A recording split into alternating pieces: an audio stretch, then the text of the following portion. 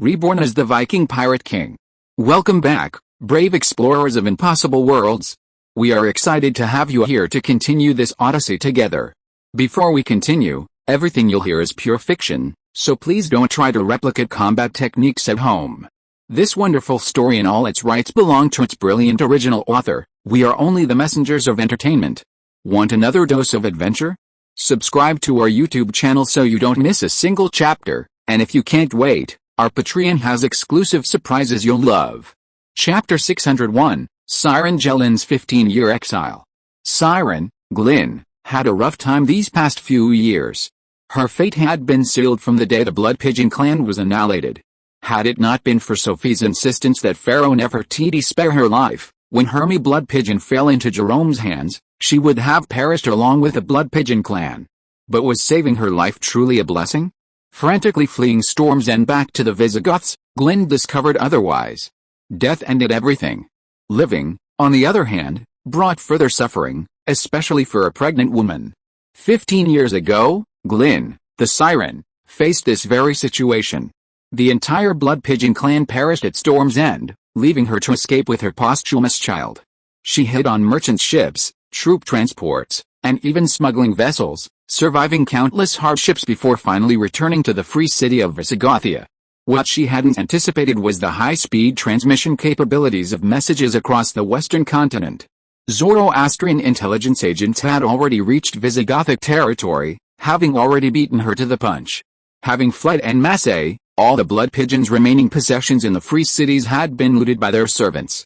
When Green returned, after untold hardships, she found a deserted village and hundreds of hostile aliens.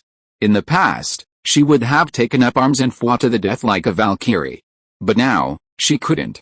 She was pregnant with the last remaining member of the Blood Pigeon tribe. Having lost everything, Green finally realized the struggle it was for a woman to support herself with integrity. To provide for her newborn son, she couldn't choose a life of a warrior with uncertain futures. Without land, she couldn't farm. Without gold or silver, she couldn't trade. Her only option was to sell herself and become a servant. Whether in the Visigothic region, France, or Byzantium, the stereotype of the Western continental people was that the Vikings, working away from home, were all saber-toothed mercenaries. A white woman who couldn't even speak Latin, yet possessed a strikingly beautiful appearance, naturally attracted many unscrupulous merchants to recommend her for quicker, more profitable ventures. Glyn, raising her young son alone, naturally refused. No one wanted to end up looking down and dirty in their son's eyes. On the other hand, working in a noble's mansion doing laundry and cooking wasn't exactly glamorous, but at least it was a job with a clear conscience. After giving birth to Red, Glyn had heard from Loki again. After marrying into Blooddove Town, just across the canyon from Coldwater Village, Glyn and Loki became close. She knew that if she could find Loki in person, he would likely ask her to return home out of their old friendship. But she chose not to.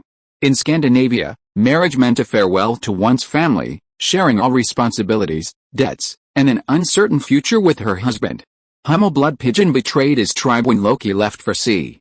Whether or not it was her own choice, Glyn was a member of the Blood Pigeon tribe and a strong-willed Viking woman. She chose to bear the consequences of her tribe's mistakes alone. Over the past decade, Glyn worked her way from the Visigothic region to France. In this unfamiliar land, she met a man. It was Moki, who now stood by her side. The most terrifying poison in the world isn't the invisible killing spirit or the addictive tobacco. The truly terrible poison can completely change a person. This poison is called habit. Living in the barren and cold Scandinavia, the Vikings knew no such thing as safety. Crop yields declined in the barren lands, and hunting limited prey in the mountains was often met with ferocious wild animals. To survive, the Vikings had to embark on long ship raids every year during the harvest season, battling the Slavs on the eastern shores of the Baltic Sea. The Slavs had become accustomed to their punctual arrival every year. There was no way around it.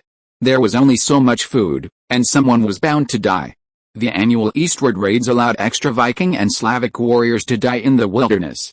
Those who survived enjoyed limited sustenance and continued to survive. The following year, they would once again wield their axes and face the law of survival of the fittest. Red was already 3 years old when Green left the free city of the Visigoths. The Duchy of France, ruled by Mewtwo, the king of Earthsea, had already been split into 3 states by Loki's invasion. Loki occupied one part, while the other two were occupied by the defeated French nobles. Green deliberately avoided Loki's territory and led Red into the Holy Duchy of France, a country ruled by the Duke of Oberlin. When Paris was plunged into chaos, the Duke immediately chose to unite with other dukes and retreat south of the Loire River to organize a defense. The Duchy of France was several times larger in size than the English Isles. After successfully conquering Paris and the surrounding provinces, Loki abandoned his campaigns. Oberlin and his dukes established a new kingdom, nestled along the mighty Loire River. Crossing west to the Holy Duchy of France, Glynn was astonished to discover such fertile soil. Warm and humid, with distinct seasons, the land alone could produce enough food to feed a family. By working outside during the slack season, even ordinary families could afford fine Arabian fabrics and Tang Dynasty tea. Working in a nobleman's mansion offered far better wages than those in the Visigothic Free City. Servants enjoyed a comfortable daily life, with ample food, clean clothing, and bedding. The nobles employed so many servants that work only took half a day. The rest of the day, she could spend with Red, playing with him, knitting new clothes for him, and quietly waiting for him to grow up. Most importantly, Glynn no longer had to worry about a nighttime raider with axe in hand. Duke Oberlin's greatest enemy was the Normans across the Loire. However, a few years later, he discovered that Loki's primary focus was on uniting the English Isles and establishing a Normandy kingdom encompassing the North Sea. His men temporarily halted their expansionist efforts and signed a 30-year peace agreement with him. This gave him a precious respite. Everyone in the Holy Duchy of France was busy earning more silver. This place was far from war. As Red grew older, Green gradually began to adapt to this new life. There was no need to wield a sword, simply completing a certain amount of relatively easy work earned a comfortable life, considered by Vikings. More importantly, her son could grow up in a very safe environment. 5 years later, at the invitation of her companions, she entered the home of Countess Remy. Shortly after entering her residence, on a cold, rainy night, Mokwi appeared before her, stepping through the icy drizzle, holding an oil paper umbrella. Chapter 602, The 15-Year Exile of Siren Jelin, 2. In the eyes of the Western continent's nobles, the mysterious ancient Eastern Kingdom was a perfect land, awash in gold. Merchants returning from the Tang Dynasty raved about its magnificent cities and courteous residents. This excessive publicity had instilled in the citizens of the Western continent a mystical admiration for the sallow-skinned, black-haired Tang people. Even if the Tang people who arrived to seek their fortune were unremarkable, the nobles were willing to offer top salaries to them, simply for their sallow skin and black hair. But Mokwi was clearly no charlatan. When they entered the countess's residence, they needed a skilled blacksmith. Mokwi, without hesitation, demonstrated his skill. The old butler, a lifelong employee of the mansion, praised his craftsmanship. But this mysterious man's abilities clearly went beyond that. 7 days later, Count Remy's adopted daughter tragically fell from her horse while out hunting. As Jelin carried her back to the Duke's manor on horseback, the 16-year-old's piercing cries were loud enough for everyone in the manor. Like most manors, the manor was located on the outskirts of the city.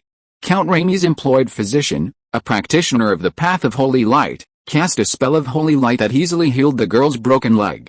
However, the Count's daughter's face remained shrouded in a shadow, the pain coursing through her body undiminished. The physician was helpless.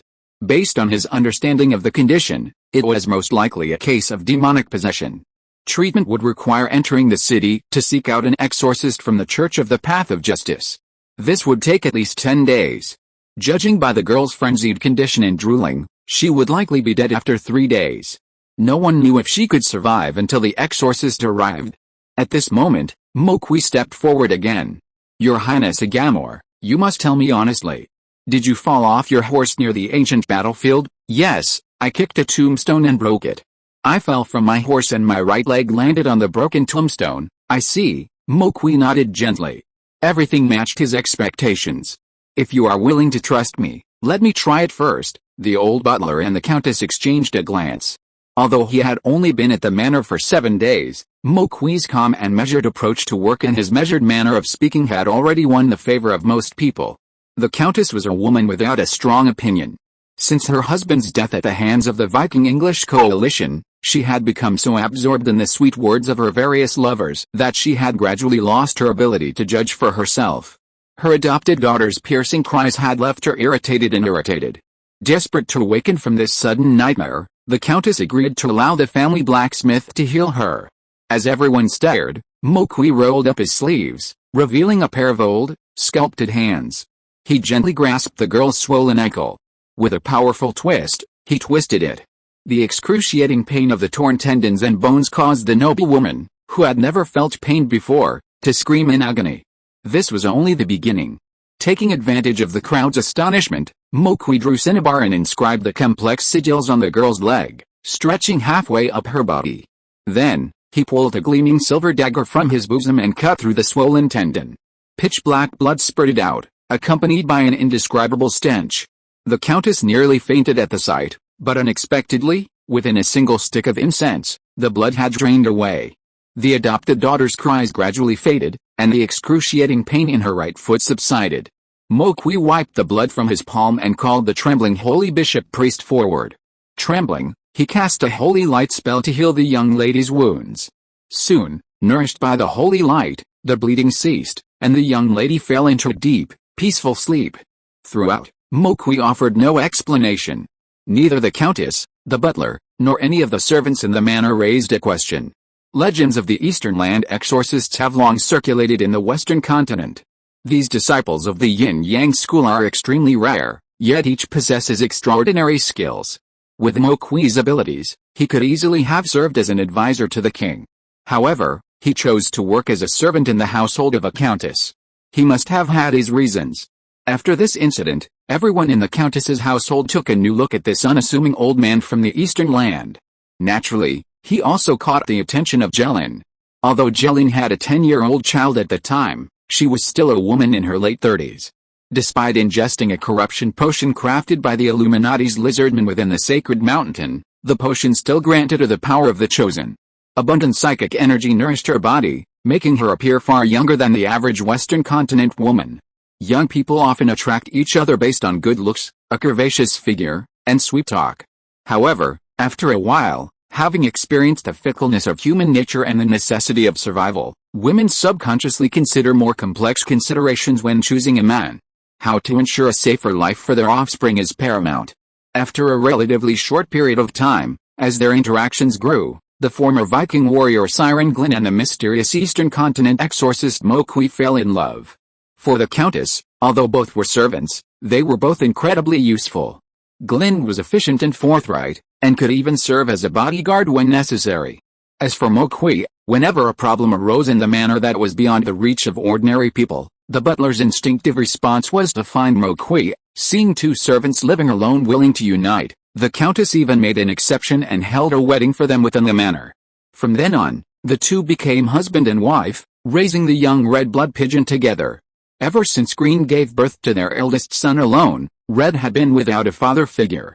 Green's initial hope was that the honest Mocha could teach him some survival skills, thus freeing her son from the ancient, bloody ways of the Vikings. But she forgot one crucial point. Red's blood flowed through his veins. Blood Pigeon, O'Sullivan, Starlag, and Icehowl. These four great Viking families all descended from the Viking ancestor, Olaf the Bloody Conqueror. Their veins still retained a considerable concentration of boiling blood, a power that could not be influenced or suppressed by external forces. Chapter 603. Growing up in an aristocratic family, Agamor knew the true nature of the world. Love is intangible, and when it strikes suddenly, mortals are unprepared and unable to resist. In his youth, Old Crete fell in love with a gardener who pruned the gardens at the estate. Even after their marriage, he kept her employed at the ancestral home. They dared not interact too often, exchanging only fleeting glances as they walked through the courtyard. Yet, all this was observed by Agamor's biological mother, Miss Verrier of England. One Christmas Eve, Old Crete led his vassals into the palace to meet the King of Paris. Miss Verrier, narrow-minded, found an excuse to sell the no longer young gardener to a Visigothic trafficker. When Old Crete returned, no one knew where she had been sold. Old Crete, though usually gentle, could bite even a rabbit when cornered. His aged, yet calm face still wore a familiar smile, but he secretly contacted the members of the Firebring gang. They captured Miss Valrier's childhood playmate, threw him into a snake pit, and then devoured him. The snake was then returned to the mansion. The Duke of Crete ordered his servants to prepare a snake soup and serve it to Miss Valrier. As he calmly explained the situation, Miss Valerie vomited 3 liters of blood. 8-year-old Agamor, witnessing the entire scene at the table, gained a profound understanding of the concept of noble marriage. Aristocratic marriages involved two people who hated each other to the core, yet pretended to be affectionate in public, sharing the same bed and bearing children they both hated. Therefore, when he arrived at Countess Alana's house as her adopted daughter, she felt no melancholy but rather excitement. It meant she could finally leave that strange home, arriving in the Holy Duchy of France and entering the household of Countess Remy. Things were indeed much better than in her previous, hateful family. The Countess was a typical French woman. Before her husband's death, like most other nobles in the country, she and her husband had lived their own lives. The Countess's lover, Agamor, had met no fewer than 10, ranging from teenagers to powerful officials in their 40s. Growing up in such a family, she was undoubtedly familiar with the affairs of men and women. Hence the subsequent series of games she engaged in with Red.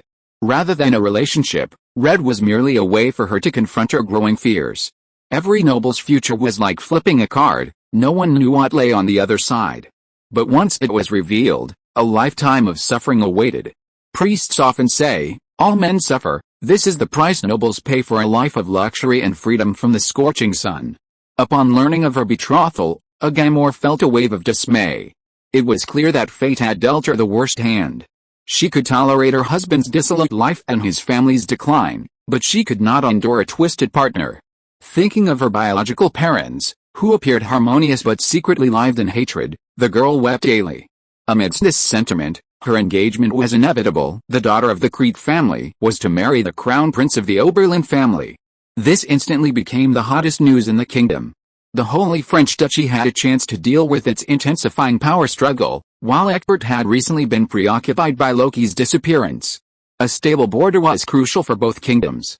No one cared about the opinions of the person involved, Agamor. The regent of the Holy French Duchy, Oberlin I, specially held a grand engagement ceremony at Count Remy's estate. All the high-ranking nobles in the kingdom were in attendance. Not only were there carriages, but there were even 7 or 8 dragons. The servants at the estate had never seen such a spectacle. Even with 3 times the temporary staff, they were still toiling from morning till night, with little time for rest. Green and Moqui went from executors to managers, managing all the temporary workers daily. The engagement ceremony lasted for 7 days, and during this long period, a large number of nobles entered and exited the estate. However, just after the engagement banquet, Red disappeared. Remy's management of his servants was extremely lax, and he was especially lenient with children. It was common for the children of other servants within the manor to occasionally spend the night away from home, often due to playful activities. At first, Jelin and Moqui dismissed the incident, believing it was merely a way to chase the crown prince's honor guard and catch a few more glances at the massive black dragon. However, 7 full days passed, and Red still hadn't returned. A vague sense of unease crept in. 3 more days passed, and after a full 10 days, Red still hadn't returned, something unprecedented. The Countess even contacted the Duke, whose domain was subordinate to her, who dispatched his private army to patrol the mountains surrounding the manor. 500 cavalrymen searched for him for 2 days, finding no trace of him, either alive or dead. Eventually, the Duke's private army retreated. Jelin felt a sense of destiny, a deep sense of destiny. The last descendant of the Blood Pigeon tribe had perished in the mountains at the age of 12 while out on a quest. It was all divinely orchestrated. The night of the 8th day was a dark night without wind. The night sky was covered with dark clouds, without stars or moon. Jelin lit the eternal lamp alone, keeping vigil for the inexplicable death of his only son. The long dark night was just half over when several light footsteps came from behind. Jelin turned around and saw Red standing behind him, covered in blood and panting. In his hand was a worn-out axe, which had killed countless people, and the blade was even cracked and curled. In his other hand was a bloody head, which was glaring with angry eyes. It was the prince that Jelin had met at the engagement banquet before. I revised it for a whole day, but it still couldn't meet his standards. The block chapters can't be found, so please make do with it. Chapter 604. In the long 12 years since Red's birth, Green quickly embraced a new life. During those 12 years, she taught him to be hardworking and shun violence. Despite his tall stature, which made him a natural for martial arts, she never let him learn a single day of martial arts. And now, He had single-handedly broken into Prince Shizhang's mansion with a woodcutter's axe, killed the prince, and escaped with his head. Such physical prowess couldn't be called exceptionally gifted, it was a miracle. Miss Agamor didn't want to marry this man, as you all know, but she wouldn't do anything about it. She's been very good to our family and to me, so I did it. As he spoke these words, Red's eyes were remarkably calm, as if he were holding a fresh fish from the market, not a glaring head. Even for Vikings, who considered brutality a virtue, many 12 or 13-year-olds would experience nausea and discomfort the first time they picked up an axe. Red's face was devoid of any negative emotion. He flung the head delicately into the burning fireplace, wiped the blood from his hands, and yawned, apparently sleepy. But Glynn knew now was no time to rest. As a mother, she was not entirely unaware of her son's affair with Miss Agamor. In the Viking era, the Vikings lived in a harsh, cold land, where countless members died of hunger and cold each year. Childbirth was a blessing from the god king for this tribe. To replenish their population, they even resorted to plundering Slavic offspring and bringing them back as adopted sons. For this reason, Glynn saw nothing of the intimate affairs between her eldest son and the noblewoman. She saw them as nothing more than the restless impulses of youth. Both were simply enjoying the pleasures of youth. But she had never expected her son to become so emotionally aroused. Murder was commonplace in Scandinavia, but it was a serious matter in the civilized societies surrounding the Mediterranean. Ordinary peasants would seek justice at the duke's palace after their children died, let alone the king's eldest son, the future heir to the throne, who died at his hands. Green clutched her forehead in agony. It seems there are instincts ingrained deep in our bones, unchangeable. Raising wolf cubs in a sheep pen is ultimately a dangerous act. It's done, regrets are useless. The most urgent task is to figure out how to overcome the current difficulties. Green snuffed out the candlelight with a deft flicker. In just 3 seconds, she had forced herself back into the cold-blooded hunter she once was, golden siren from Blood-Dove Town. Even if Red were a deity, he wouldn't be able to kill the regent's prince in the heavily guarded palace. The most likely opportunity would be when the prince led a hunting party out. It was normal for hunting parties to not return for 3 to 5 days. If they didn't return for 7 days, perhaps the prince's killer addiction had relapsed. If he didn't return within 10 days, the regent would dispatch troops to search for him. Exposure was inevitable. 10 full days had already passed since the engagement banquet. Perhaps the god King Odin had bestowed unparalleled divine power upon the last descendant of the Blood Pigeon tribe, but Glynn didn't believe a young man could master the advanced hunting techniques needed to conceal his whereabouts. Once the prince's death was discovered, it would be easy for the king's henchmen to find Red. Her mind cleared, and she immediately summoned her second husband, Mokui, and explained the events in brief. Mokui, long shrouded in mystery, was naturally not as ordinary as he usually appeared. Even after their long marriage, Glynn still felt he was like a mysterious book, one that seemed to turn a new page every day. Upon learning what had happened, Mokui didn't hesitate.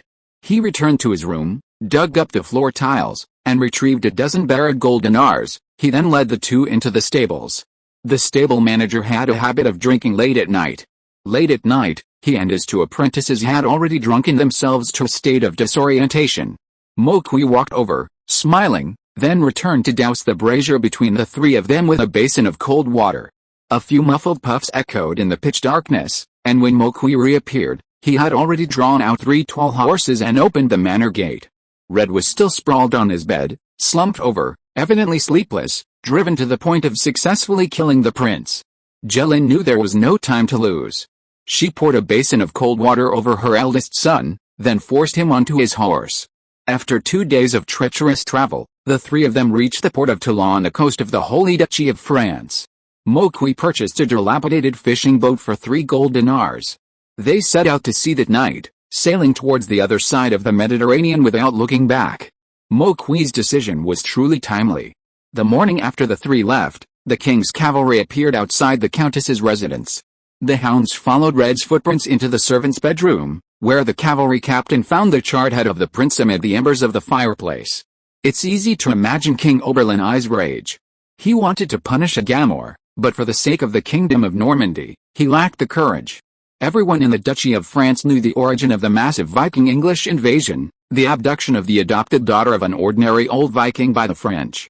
If he dared to touch a hair on Agamor's head, Who knows if these barbaric butchers would immediately renege on the peace agreement and launch a reckless war. He wanted to punish Countess Raimi, but she had many allies within the kingdom. Furthermore, he couldn't find any valid excuse. Ultimately, the one who would bear the brunt of this disaster was the 12-year-old servant, Red Blood Pigeon. But he didn't know that Red had already sailed to the other side of the Mediterranean. After a month of arduous voyage, Red and his family had successfully entered the Byzantine Empire. Chapter 605. Moki and Jelin set sail. 15 years later, she recalled her hasty escape from Scandinavia. She was pregnant, wounded, and alone. 15 years later, she found Red, now a grown man with a new husband, by her side. Though seemingly poor, she possessed everything she needed. This was especially true of her second husband, Moki. Originally, he had nothing to do with the Red murder case, but after it unfolded, he unhesitatingly abandoned his once stable life and took the two on a seaward journey. The deeply ingrained Eastern concept of family and nation is Confucianism's greatest contribution to this ethnic group. After a month of journeying and stopping, the three arrived at the Byzantine Empire on the other side of the Mediterranean. This was a fresh start for them. Gazing at her eldest son's serene face, Jelin felt a tinge of worry. In the forest, a tiger devours a human only for the first time and countless times thereafter. Once it has tasted the delicious flavor of human flesh, no other animal will ever be able to stomach it. The same is true for mortals who have killed their own kind. After entering the Byzantine Empire, the circumstances of this makeshift family of three began to change dramatically. Before their escape, they had lived and worked in the mansions of the nobility, their spacious and bright homes, a place where they could earn a sufficient amount of food with minimal daily labor. During festivals or when Count Raimi was in a good mood, it was common for him to generously reward them with 7 or 8 silver coins. Work was light, and their pockets were filled with ample silver. Servants had free access to the marketplace and, like free men, enjoyed the pleasures of ordinary life. However, now, Moki and Jelin could no longer enter the mansions of the nobility when seeking work. While the Holy Duchy of France was a hastily established regime in exile, the king still ruled a sphere of influence. Oberlin could still unleash immense power if he devoted his full attention to revenge. Social activities among the nobility were inevitable. If the three were exposed again, they would have to continue their escape. Rather than this, it would be better to hide among the people. An old saying in the East, the great hide in the city, the small hide in the court. After landing in the Byzantine Empire, Moki and Jelin arrived in Constantinople. Their new jobs were as servants in the mansions of wealthy merchants. Merchants were different from nobles. Nobles' income depended primarily on leasing land granted by the king. This was a near zero-cost job, often practically free money. Therefore, nobles rarely considered their spending frugally. But merchants were different. While equally wealthy, every silver coin they earned came from driving horseback or sailing ships, braving the elements and braving the wind and waves. They were reluctant to employ a large staff of servants, like the nobles, who lived in their manors. Though young, Red already understood the nature of his actions. For a moment's pleasure, he had forced the two people who cared most about him to work day and night. He had grown rapidly in just 1 month. Constantinople was a world for the young. His parents' tireless work had given him more free time, and he began to try to survive independently in this bustling city. That's when he met Ma Feng and his Badger gang. It was in this city's underworld that he began to realize his true worth. He was an unqualified florist, but a natural-born gang fighter. Parents across the Western continent generally adopted a hands-off approach to their children, and seeing that he had made his choice, Jelin abandoned him. She was fortunate to have escaped from Count Remi's estate. The future was a gift from the god King Odin. What more could she ask for? Hiding in Constantinople, a city of millions, had proven to be a wise choice. Time passed slowly, and the 12-year-old boy matured. By the age of 14, Red had grown to rival his father's height and possessed an exceptionally strong physique.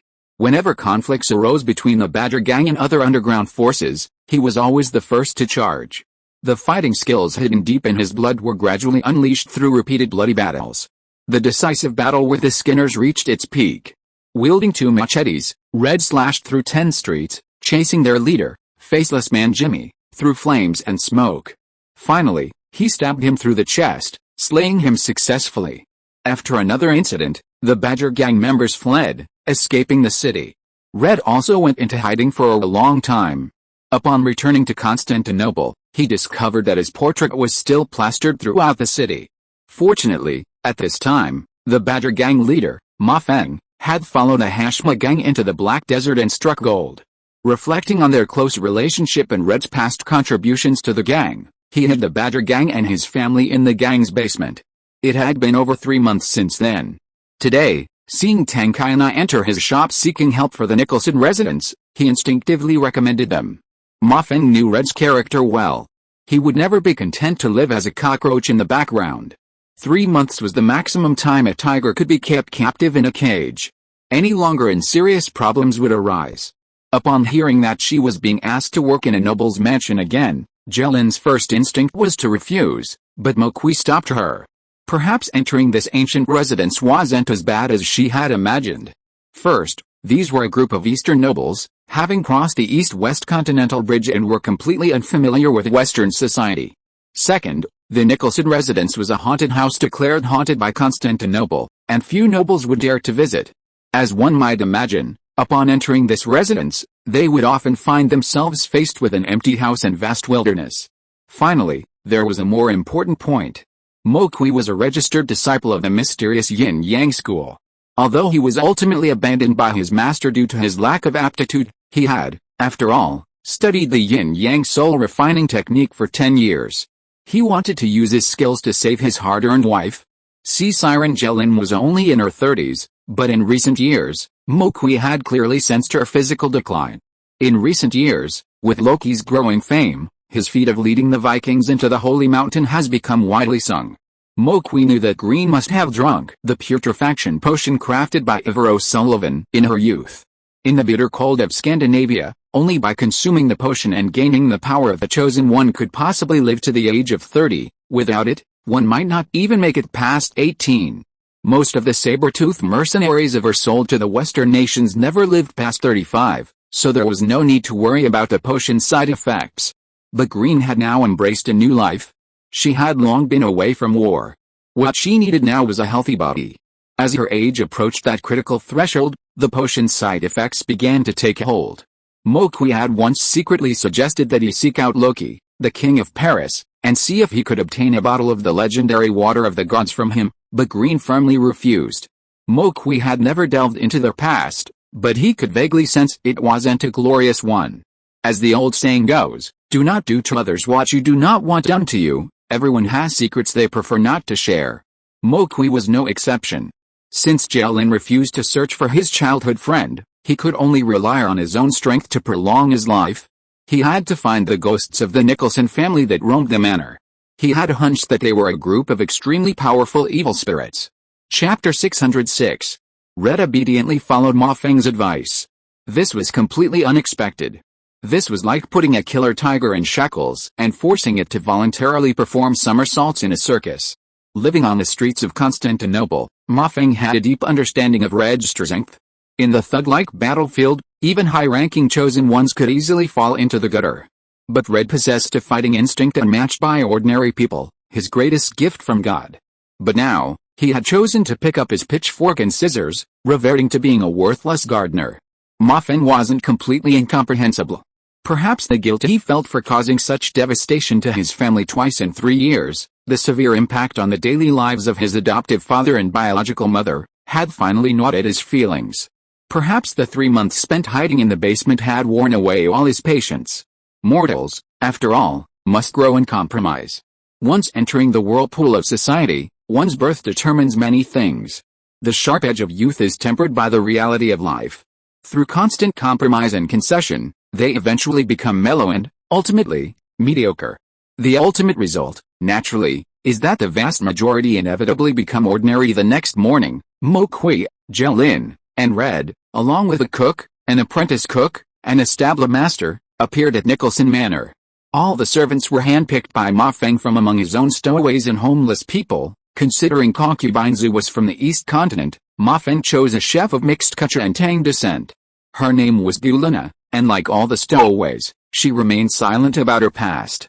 She spoke some rather broken Chinese and Latin, far surpassing the others in communication. It was clear that she was someone who had experienced the hardships of life. Having spent most of her life immersed in the human trafficking business, Ma Feng had developed a unique way of judging people. The biggest difference between this maid and an ordinary woman was the calloused skin on her knuckles and the purple bruises on her wrists. Years of chopping meat on a chopping board wouldn't produce such scars. These injuries must have been caused by frequent sword fighting and the frequent shock and impact on her wrists.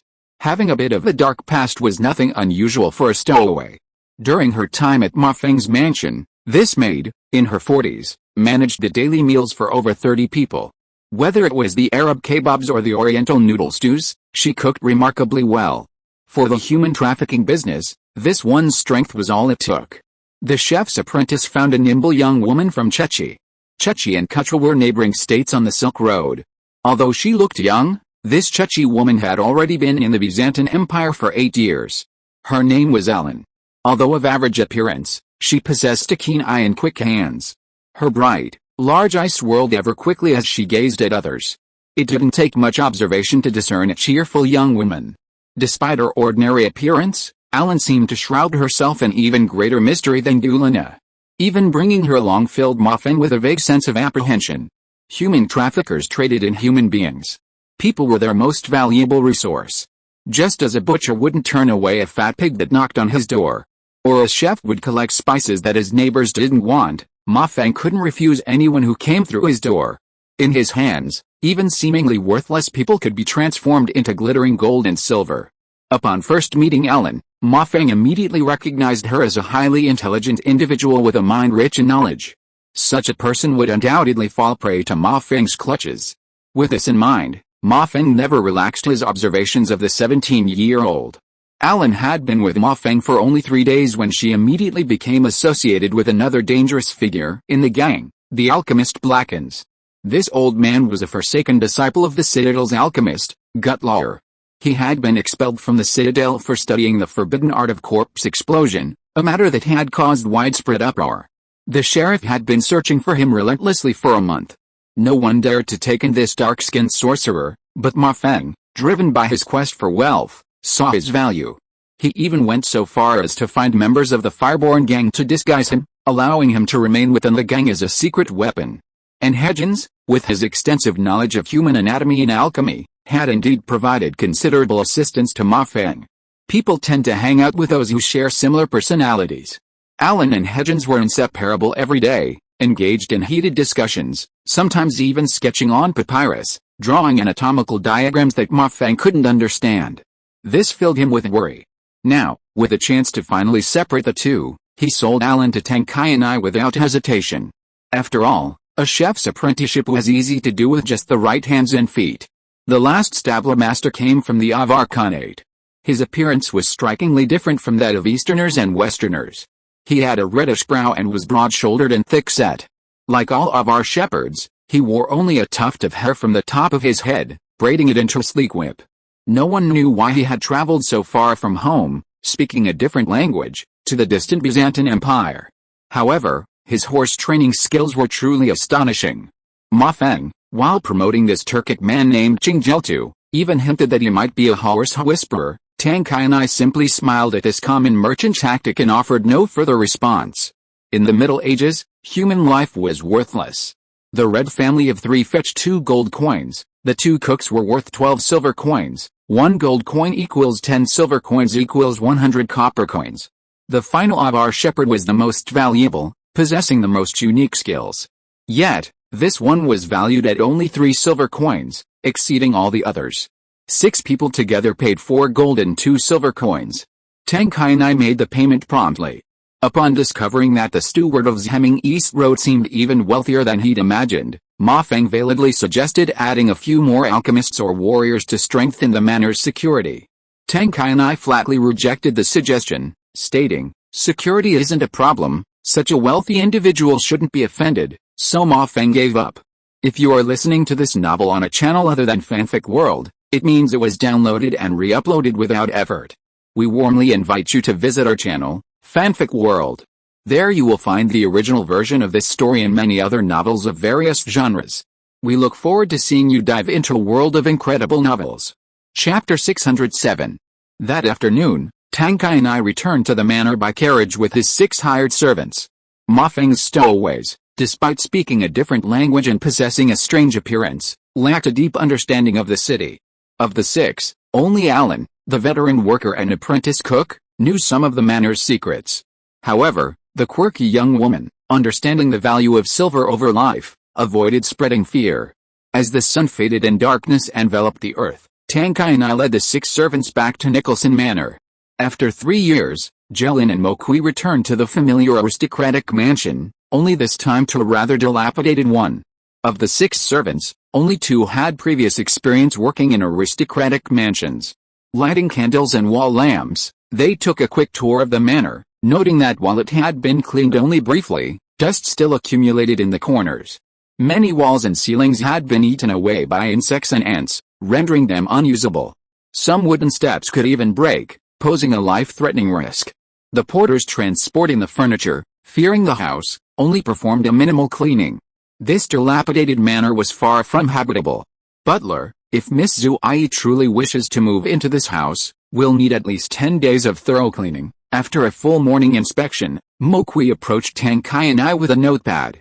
During the first 3 working days, the 6 of us will go to the surrounding woods to cut down enough trees, plank them, and glaze and paint them. Most of the wood in the manor is no longer usable. The rotting wood harbors a multitude of woodworms.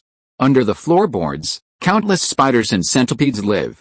We must remove all the rotten wood, or else these pests will crawl onto Miss Snowcoat's bed in the middle of the night, which would be a terrifying sight. We'll replace any wooden structures and decorations in the 3 residences if possible.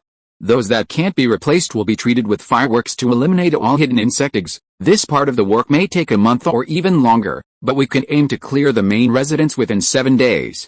This will at least ensure Miss Snowcoat doesn't have to live under someone else's roof or in an inn for an extended period. As for the outer courtyards, my son Red will plow through the soil and eliminate any voles that may be hiding there. Nobles don't worry about rats stealing their food, but if these pests grind their teeth and damage the valuable ornaments within the mansion, that could be a real loss. I won't interfere with the stables and kitchens. Chingeltu and Gulana are highly skilled, and they have their own methods.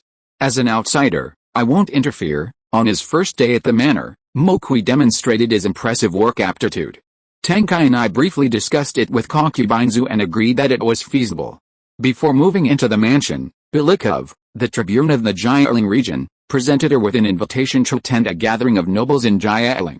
Bilikov's mansion was a full 2 days' journey from the Nicholson residence, and considering the polo, hunting, and banquets that would take place at the gathering, the round trip would take at least 10 days. If the stay were longer, it was very likely that they would be unable to return for 2 weeks. Rest assured, Miss Zhuai, we will have the entire mansion cleaned before you return. Making sure you are worthy of the money you have spent on our family, Mokwi said to the butler, Tankai and I, before leaving, standing beside concubine Zhu's carriage. When in a foreign land, seeing a fellow tribesman always creates a strange sense of familiarity. Furthermore, Mokwi exuded a sense of solidity that invisibly infected everyone around him. Before leaving, Tankai and I pulled a heavy purse from his bosom and handed it to Mokwi. He said nothing, but his meaning was clear. When I leave, you will be the steward of this manor. Tankai and I had his reasons for leaving. Banquets are a battlefield among the nobles. Concubine Zhu had just arrived in the Byzantine Empire and knew no one in Jialing. Tankai and I had to accompany her as steward and handle any unexpected troubles at the banquet, including disturbing noble scoundrels and tips for jugglers. After all, concubine Zhu's upbringing was far from that of a noble lady. Although Li Zhuai was a peripheral member of the Tang dynasty Li family, she could not overstep the bounds of basic etiquette. Tankai and I had to cultivate the aristocratic temperament that should be in concubine Zhu as quickly as possible. With a housekeeper and guards all gone, Mokwi would need to take on the housekeeper's duties. He could make his own purchases for daily necessities without reporting to the authorities. A long line of carriages rode out of the manor's main gate, bathed in the morning sun. Before leaving, concubine Zhu reached out and gently parted the curtains, looking at the 15-year-old boy who was riding on the courtyard wall beside the gate, trimming vines. This boy gave her a vague feeling of strangeness. Although he was holding a rusty sharp knife and the 15-year-old boy was only doing the simplest work of a flower farmer, for some reason, a dense layer of goosebumps rose up her spine. This was her body's instinctive warning to her. "What's his name?" concubine Zhu asked Tankai and I beside her. Red blood pigeon. the last descendant of the Blood Pigeon tribe. Chapter 608. Boss Hash, business is booming, haha, come on. Quickly give Boss Hash a seat, dude. Ask old Tulane to take out his treasured black tea and make some to welcome our distinguished guests. Alice, old Turin is old and not very nimble. Boss Hash, please bear with me. The Byzantine tea house was bustling with activity early in the morning. While the Byzantine Empire and the Arab Empire were enemies, a trading civilization ultimately had its open-mindedness. Even though Roman citizens knew there were undoubtedly Zoroastrian spies among the Arab merchants, they still treated these Arabs with the utmost goodwill. As the Tang dynasty in the east waned, the Arab Empire, under the control of the Abbasid family, had completely conquered the entire east-west land bridge. 7 out of 10 goods from the east that reached Constantinople passed through these Arab merchants. Despite the frequent friction between the two countries at the state level, the merchants remained harmonious and close, like a family. After all, who would refuse precious gold coins? Before returning from the Black Desert, Muhammad Hash claimed to have a certain reputation among Arab merchants, but nothing special. His ability to successfully return from every entry into the Black Desert was truly a feat unattainable for ordinary people. But it was well known that Hash's caravan wasn't large. Each time they returned from the desert, they'd bring back 7 or 8 carts of goods, sometimes 3 or 4. If they sold to the king, they couldn't sell to the counselors, and if they sold to the counselors, the merchants would have nothing to sell. No matter how they managed, there would always be resentment. Yet, this time, Old Hash returned to the city with 7 shiploads of goods. This was equivalent to the annual supply of a major guild. Not to mention the years preceding this, when the Byzantine Empire was in dire need of goods. This time, Old Hash had brought back a mountain of gold. One didn't even need to look at him, one could tell from his subordinates. The once worthless gang members and scoundrel gamblers instantly transformed into wealthy nouveau riche upon returning to the city. It's easy to imagine how much gold and silver Old Hash himself must have left. There were even rumors that he had befriended the newly appointed female pharaoh deep in the Black Desert, and from then on, he had no shortage of supply. For a time, Muhammad Hash became the city's most renowned merchant, a rising business legend. Thank you, thank you. Coming back alive and seeing all of you again is what makes me happiest, old Turin, you bastard, you've made a killing today. Serve everyone in the restaurant Arabic tea, it's my treat, everyone in the tea house exclaimed at the same time. After returning to the city for several months, Hash had obviously adapted to the new life of a local tycoon. The miser who was usually stingy now also wore Donglu silk.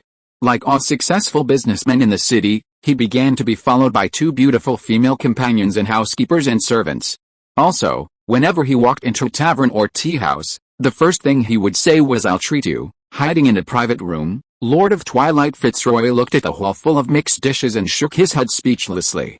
The plot to take off the human skin of Hoverganics and disguise himself as a human corpse to frame the 2 legal mentors did not succeed. This was not beyond the calculation of Lord of Disaster Batuj. If this group of legal apprentices were such easy enemies, Lord of Dusk Sardin would definitely not fall into their hands. All the Arab merchants in the tea house walked towards the Tang dynasty downstairs, and a group of black-clothed bearded men surrounded Old Hash like stars surrounding the moon. Only Fitzroy was still sitting on the second floor of the tea house. He did not like this new body. In the Arab era, people lived in arid lands with a lack of water. Their bodies were scarce in moisture and always carried a strange, faint smell. But in order to complete the task, he had to continue to endure it. Not only that, but he also had to learn to be like other Arab merchants, reciting the flame Bible facing the rising sun every day, and going to the Arab tea house regularly to meet with his fellow countrymen. Only in this way can he continue to lurk in human civilization. Lord Batuj is right. The human race has a size of 200 million. If we eliminate them one by one, we can never kill them all. Even if we kill them for 1,000 years, before the arrival of the Father of Light, we can only hide in the group like cockroaches. I wonder when this will end. He was the only one in the empty box. He had only just donned the human skin and hadn't yet adjusted to many of the customs of Arab merchants. The best approach in this situation was to avoid too much contact with other greasy, bearded men. In his previous role, he had been a favored commodity among nobles, counselors, and elders. He manipulated the Styx priests, using secret methods to extend their lifespans. Everyone who saw him addressed him respectfully as Sir. However, All this was ruined by those apprentices of the Fosgul and that damned Loki Sterrig. With the death of Lord of Dusk Sardin, Lord of Twilight Fitzroy's status among the 12 lords plummeted. In a sense, his current predicament was entirely his own doing. It was the East Continent assassin Zufei whom he had interviewed. He had initially thought they were a bunch of foolish, cute pigs caught in a trap, but in the end, they bared their sharp fangs and killed his closest associate in the gang.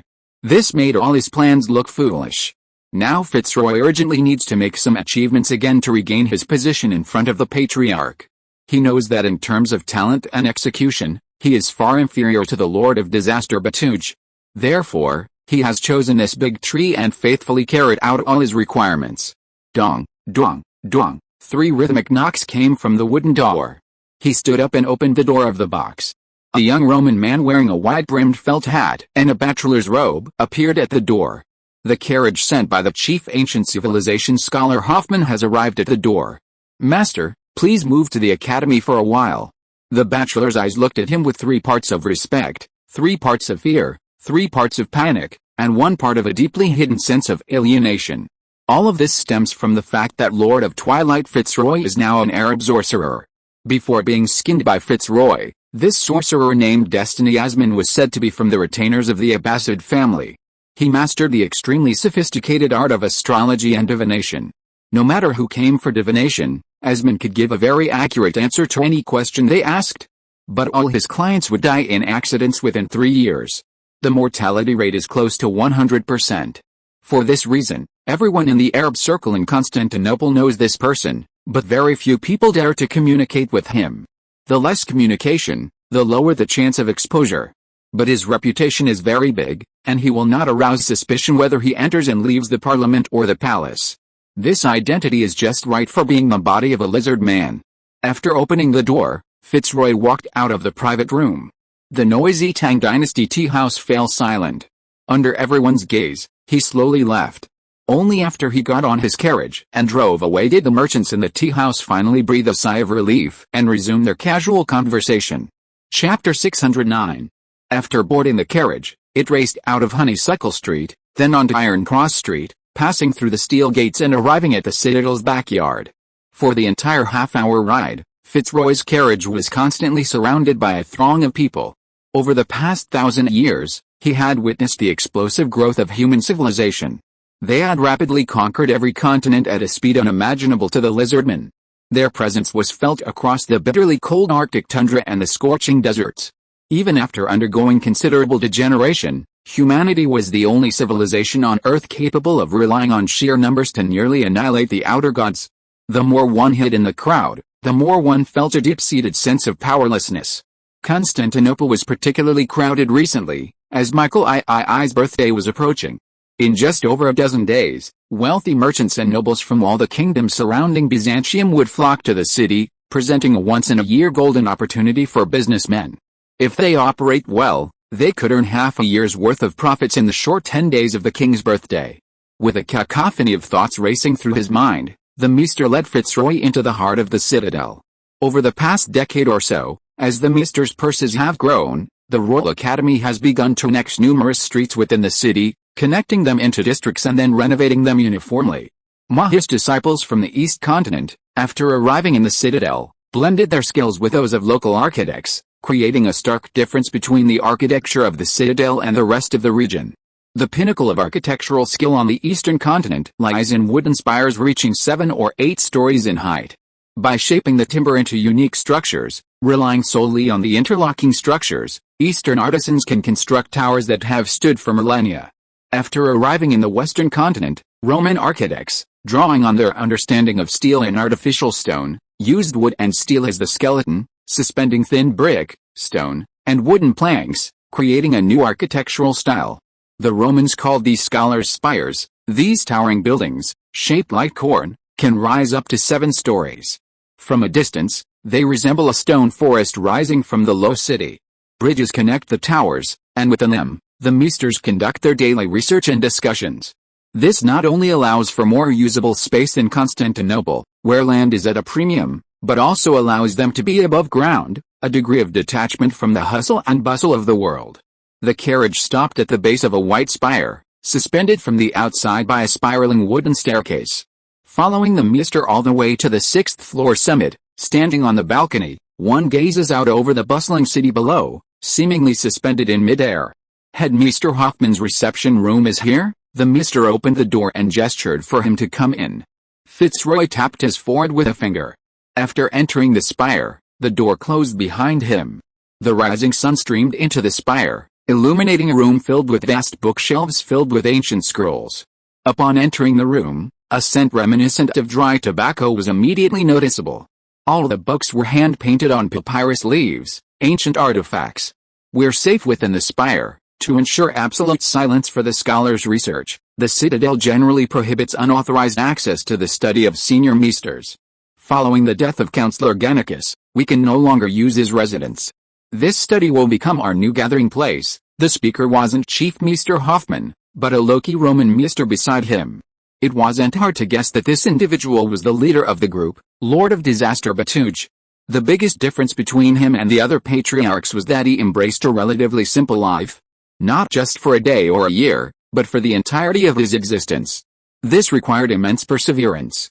He was the only one of the 12 patriarchs to do so. Our plan didn't bring down those 2 Tang diplomats. Honestly, that wasn't beyond my expectations. However, this time, we weren't completely unsuccessful.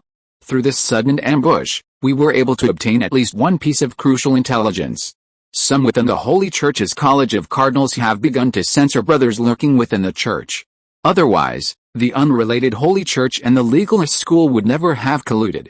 Fitzroy's face darkened, his already dark Arab features becoming even darker. Has Myra been exposed? Fitzroy asked after a long pause. I've recently changed multiple skins and entered the church to observe him continuing his work daily, Batuj replied. Whether he's been exposed or not is hard to say, but what is certain is that the situation hasn't reached the point where we need to sever ties. I have to admit, your attempt to collude with Myra to assassinate the Citadel scholars this time was a complete failure. I told you 6 months ago not to take risks, not to get involved in the conflicts of the human world. But you fantasized about higher positions and more power and ignored my advice. Look at what's happened now. At this moment, a total of 4 Illuminati leaders had gathered in Constantinople.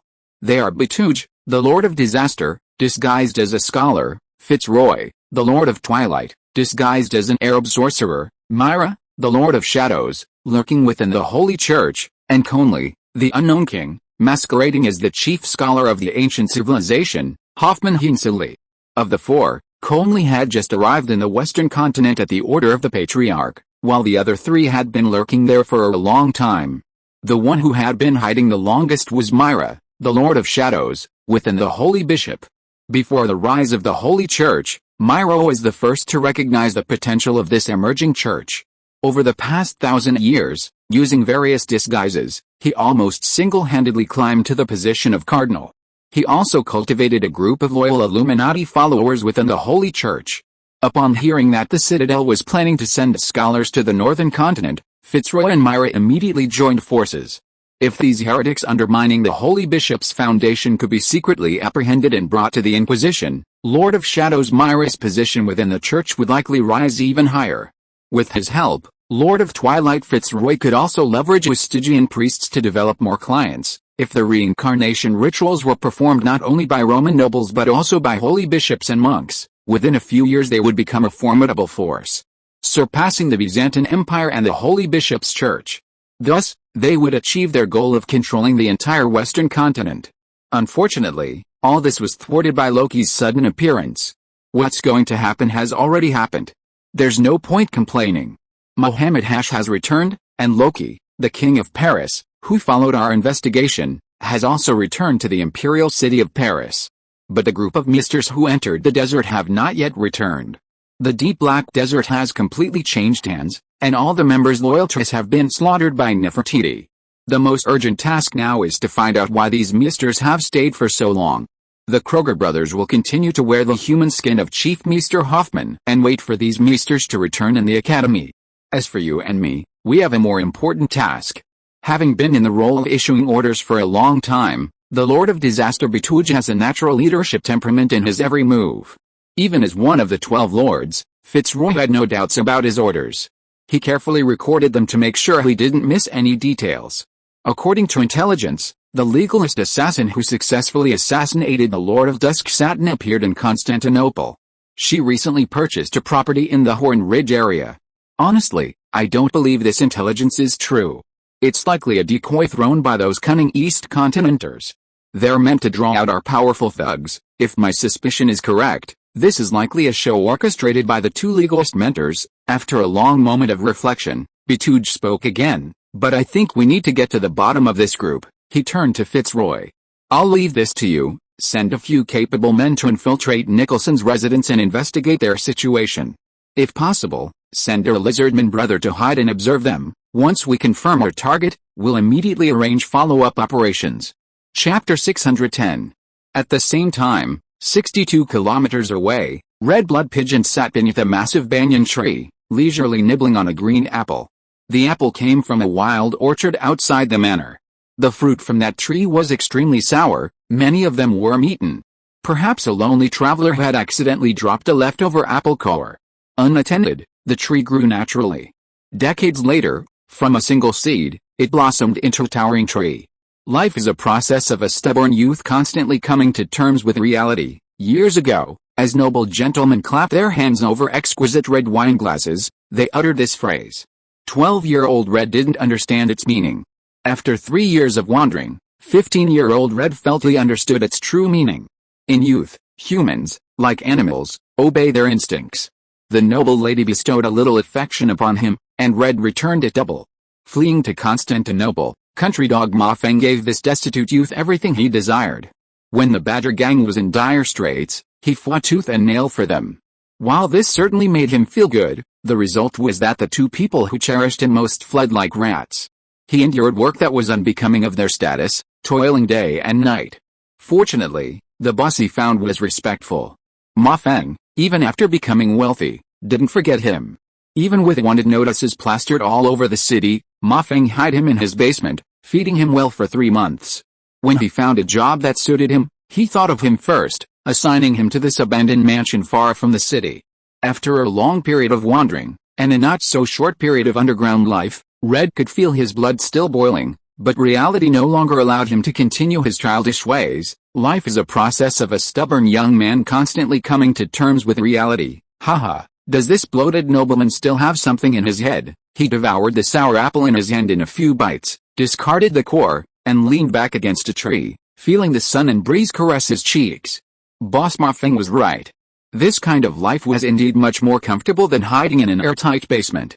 Brother Red, it's time for dinner, a clear female voice rang out from the manor entrance. It was a Roman girl named Ellen. The East Continent often says, once you've seen the sea, you'll never taste the water again, and the saying is truly true. French women are the most beautiful flowers in the West Continent. At the age of 12, having enjoyed Miss Agamore's voluptuous body for a whole year, Red found it difficult to be attracted to the plain-looking Ellen. However, while Ellen was average-looking, she had a cheerful personality. The work at the manor had been extremely heavy these days, and Mokui demanded that the logging work be completed within 3 days. With only 6 servants in the entire manor, almost everyone was required to rise at dawn to work. Ellen, dressed in a dark gray cleaning outfit, carried a large rattan basket. She walked over to Red and unfolded a white linen cloth wrapped around the basket. In the basket, 2 shiny loaves of bread, nearly the size of a baby's arm, exuded an enticing aroma. Aunt Ulina said you have the heaviest workload every day and need to eat well, so she prepared 2 of the largest loaves of bread for you. Aunt Ulina is truly amazing. I've lived in the city for quite a while now. My friends and I have visited nearly every bakery and cafe in Constantinople, big and small. Don't be fooled by Aunt Ulina's background. She's as skilled a baker as any French chef. Today's bread is filled with smoked venison, sour cream, and cheddar cheese from the day before yesterday. Here, these 2 big ones are yours, and this small one is mine. Oh, and here's a bottle of fire-roasted milk tea. Of the 6 servants who entered the Nicholson residence, only Red and Alan were of similar age.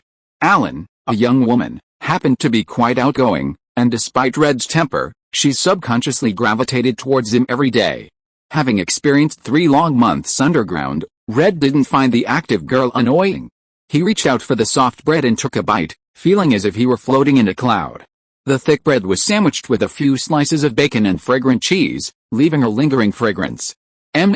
So delicious. The delicious food stimulated her taste buds, and the girl's eyes curved into crescents. The nobles ate meat, and the servants always had a sip of soup. This was the benefit of working in a noble manor. Hey, do you know the history of this mansion? It's one of the 7 haunted houses in Constantinople. After we finish eating, I'll tell you the stories the storytellers have told you. Some say a corpse driver once lived here. He was a solitary man who disliked living people and instead loved the living. Every night, he would sneak into the manor, dig up fresh corpses, and create zombies to keep him company within the manor. The zombies he created were so similar to the living that it was impossible to tell them apart. Many times, he invited other nobles into the manor, and the zombies disguised themselves as servants, serving them meals, even bathing them, and sleeping with them at night without being noticed. Is it really that amazing? Red muttered, his mouth full of bread. Haha. That's just one version. Others say the Nicholson family, who once ruled this house, were all necromancers. Do you see that huge hexagram in the center of the courtyard? That's more than just decoration. It's said that every night, several elders of the Nicholson family would crawl out of their gloomy dungeons. Each of them is over 100 years old. They would smear their bodies with blood and stand at the 6 endpoints of this hexagram, performing a terrifying necromancy spell.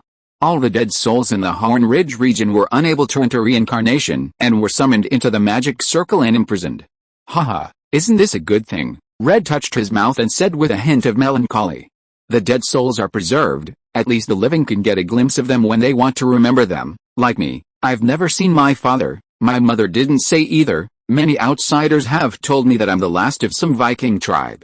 Haha, how strange. Nobles have always been unable to control their lower bodies. They would sleep with any barmaid in a tavern or any prostitute in a brothel. Bastards like me are everywhere in the Holy Duchy of France. I guess my origin is the same as theirs. A noble lord met my young mother, and then a guy like me was born. I don't know whether it is a blessing or a curse. I hope that in the future, I can bring a better life to my mother. The two sat under the big banyan tree, eating the bread in their hands and drinking a pot of milk tea while chatting casually. The scorching sun gradually shifted. Alan packed up the bamboo basket and the empty teapot, stood up and patted the fallen leaves on his shoulders.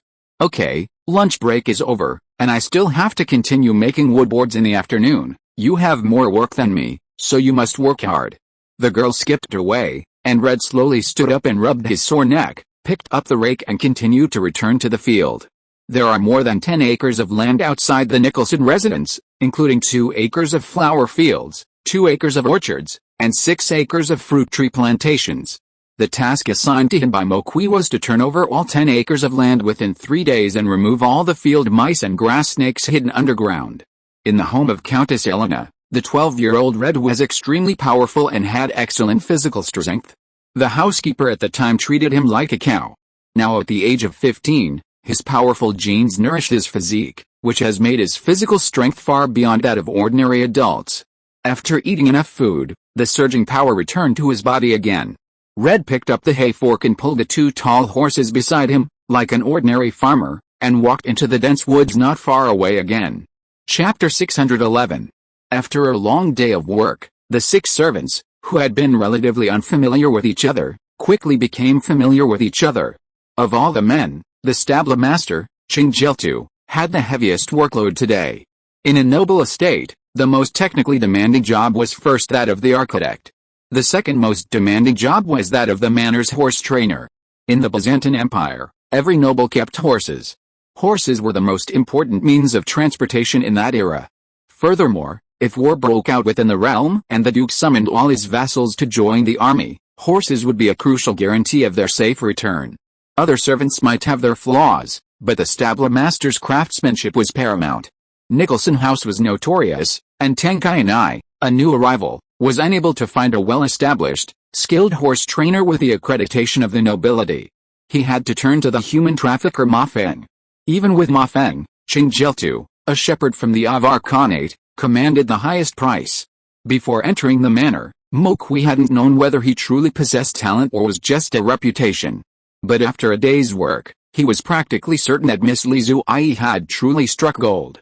While helping Red chop wood, Chingjeltu, despite the fatigue, stayed up all night cleaning the stables. This alone confirmed his ancestry from the Avar Khanate. Steppe herders can lose everything, But not their horses. Horses are their most loyal companions and their most valuable treasures. A qualified herder would never allow horses to live in an abandoned stable infested with mosquitoes, not even for a single night. As night fell, Chingjelta gathered dry weeds from the manor, doused them with medicinal powder, and set them ablaze in the center of the stable. The semi-moist weeds, once ignited, emitted billowing smoke, which, mixed with the volatile medicinal powder, seeped into every log within the stable. This was a common method used by shepherds to repel insects. While the billowing black smoke billowing from the house looked frightening, it was extremely effective. On the grasslands, sheep feared nothing more than swarms of fleas or hungry flies. If left untreated, a single sheep could contract a disease that could spread to the entire flock in just a few days. The same was true for horse breeding. All insects that might lurk in the shadows must be eradicated before the horses could be allowed into the stables. The thick smoke continued to burn until midnight, and when the sky once again turned pale, Mokwi discovered that the entire stable was practically pitch black. Before daybreak, Chengelitu had already taken up a broom to sweep away the soot clinging to the wood. If some wood had already been charred black, he would use a file to remove the blackened crust. The ruddy-faced man, his pipe in hand, hummed a medley of grassland tunes, performing the entire process with unparalleled skill. He and Red spent the entire day in the forest felling trees, his arms seemingly filled with endless energy. At dusk, he walked outside the manor and shouted at the distant verdant landscape. Soon, several tall war horses galloped over from the mountains to his side. He pulled the horses into the stables and, like all the stable masters, slept in a solitary wooden hut outside. This was a custom inherent in nomadic life. Living on the steppes, they could lose gold and silver, their loved ones. But they must not lose their hounds and horses. After sunset, the day's work was complete. Mokwi lit the hurricane lantern and, like all butlers in large manors, made his rounds at nightfall. He first went to the outer perimeter of the stables. Before he entered, he heard the loud sound of sharpening knives. After a gentle knock on the door, a hearty coming echoed from within. Chengelitu had recently arrived in the Byzantine Empire and knew only a few simple Latin words. Compared to Latin, his Chinese was quite good. This was because the Eastern Tang, through years of reducing the power of the vassal states, had sold off nearly all the horses held by the Avar Khanate herders. The frequent visits of the financial sponsor meant everyone could speak a few words of Chinese. His voice, like the herders Mokwi had come to remember, was deep, steady, and husky, a touch of weathered husky. Entering the room, Mokwi saw all the horses standing quietly. The oats and soybeans piled high in the stables, their food, now emanated a fragrant aroma. Although the steeds' odor had still not completely dissipated, the stables were now much better than the weed-covered appearance they had first entered. He pulled a bag of peanuts and a few pieces of sesame candy made by the Tang chef and placed them by his window. Tang Kainai had left him ample funds upon his departure, allowing him to spend as he pleased. Mokwi cherished this hard-earned job opportunity. Though they had only worked together for a day, the memory of this stepman had already left him with considerable satisfaction. Bringing him some snacks for the evening was a token of his recognition. Entering the room, Mokwi discovered that despite his rough exterior, this stepman possessed a well-rounded character. The cabin adjacent to the stables had been meticulously tidied. Despite the late hour, he remained awake, wielding a thick crescent-shaped guillotine to cut the oats and beans piled high on the woodpile. Even the most skilled horse herders personally prepared their horses' food. A horse's stamina, coat color, and mental state varied slightly from day to day. While nobles might ride only once every 3 to 5 days, herders on the steppe spent the majority of their time on horseback. They needed their horses to be in top shape at all times, so they prepared their own food. Haha, Master Steward, thank you. Peanuts and sesame candy were commoners' food in the Byzantine Empire, but on the steppes, they were undeniable luxuries. Grainless on the steppes, any snack with a hint of sweetness was reserved for festivals. He had already harvested 2 large bags of candy on his first day at the Nicholson mansion, a truly unexpected harvest. Despite his words of gratitude, Chingjertu's work continued unabated. Mokwi noticed that with every push of his shoulder, the thick muscles in his arms trembled rhythmically. This man's control over the knife had become a kind of muscle memory, allowing him to wield it purely through reflex, without exerting force. Normally, only veteran soldiers in the barracks, wielding sabers daily and chopping their way through battle, could make the sword feel like a part of their body, I wonder if this man had ever served in the Great Khan's cavalry. The Avar Khanate and the Turkic Khanate were two states connecting the east-west land bridge with the Slavic ice fields. These two states differed from both the west and the east. This difference from the west stemmed from their worship of a mortal Khan who lived thousands of years ago. This Khan did not possess the divine power of the five Cinder Kings or the Holy Lord Christ. From birth to death, he was merely an ordinary mortal emperor. Worshipping mortals prevented one from acquiring the power of the Chosen One, but the Turkic nomads of the two kingdoms seemed unconcerned. They did not wish to become like the reckless lunatics of Zoroastrianism, transforming mortal flesh and blood into elemental forms. Nor did they wish to live like the Vikings, slaughtering their own kind to please Odin. Nor did they desire to be confined to the church, serving the Holy Lord for their entire lives. The herders who roamed the grasslands yearned for a life as free and unfettered as the breeze, content to be blind believers. They embraced their mortal status. Almost every laborer sold by Mafeng had some murky secret behind him. The same was true for Mokui and Jelin's family, so he didn't ask too much about Cheng Jelitu's personal affairs. Brother Cheng Jack, don't say that. I'm not a general manager. I'm just filling in for the chief steward's duties for a few days while he's away. Don't work too late today. Compared to the rest of us, you have 2 jobs to do, and your workload is particularly heavy. Haha, not at all. Cheng Jelitu put down his saber and grinned. Having a sheltered house and enough food to eat every day. Living comfortably and earning money, there's such a good job in the world. If you don't put in some effort, that's a bit unreasonable. Haha, thank you very much, brother. Mokui bowed with both hands. After a few more words of small talk, he left the house, letting the burly man get back to his work. Unsurprisingly, this man must be hiding a lot of secrets. If he wanted, a job as cavalry commander would be easy, but someone with such skills is willing to come to the Byzantine Empire and become a servant. Perhaps he hides as many secrets as our family. After leaving the room, Mokui pulled out a model tortoise-shell compass from his pocket and slowly rotated its layers of engraved needles. Finally, he took out a charcoal pencil and wrote 7 or 8 spells on the wall outside the stable. I haven't drawn a seal formation in many years, and I don't know if I can still use it. Never mind, let's try our best. Chapter 612. After leaving the stables, Mokui, carrying a hurricane lantern, entered the eastern wing of the mansion. That was where the kitchen was located. Nicholson House consisted of 3 main buildings. The 3-story main house, facing north and south, was the tallest structure on the estate. 2 wings stood to the left and right. The eastern wing housed storage, the kitchen, the banquet hall, the tea room, and so on. The west-facing room on the right housed the servants' quarters. Every housekeeper performed a nightly kitchen inspection. This involved taking inventory of the storerooms to determine if supplies needed to be sent to the city for the next day. It also involved checking the candles and ensuring all fire sources were within safe limits. Before he even entered the kitchen, the rhythmic sound of knife sharpening could be heard. Mokui stepped softly, his steps interlaced, and he advanced quietly. In medieval times, sunset essentially marked the end of the day. The cook was the hardest working person on a manor, bar none. Cooks working in aristocratic manors began preparing food at sunrise, first for the nobles and then for the servants.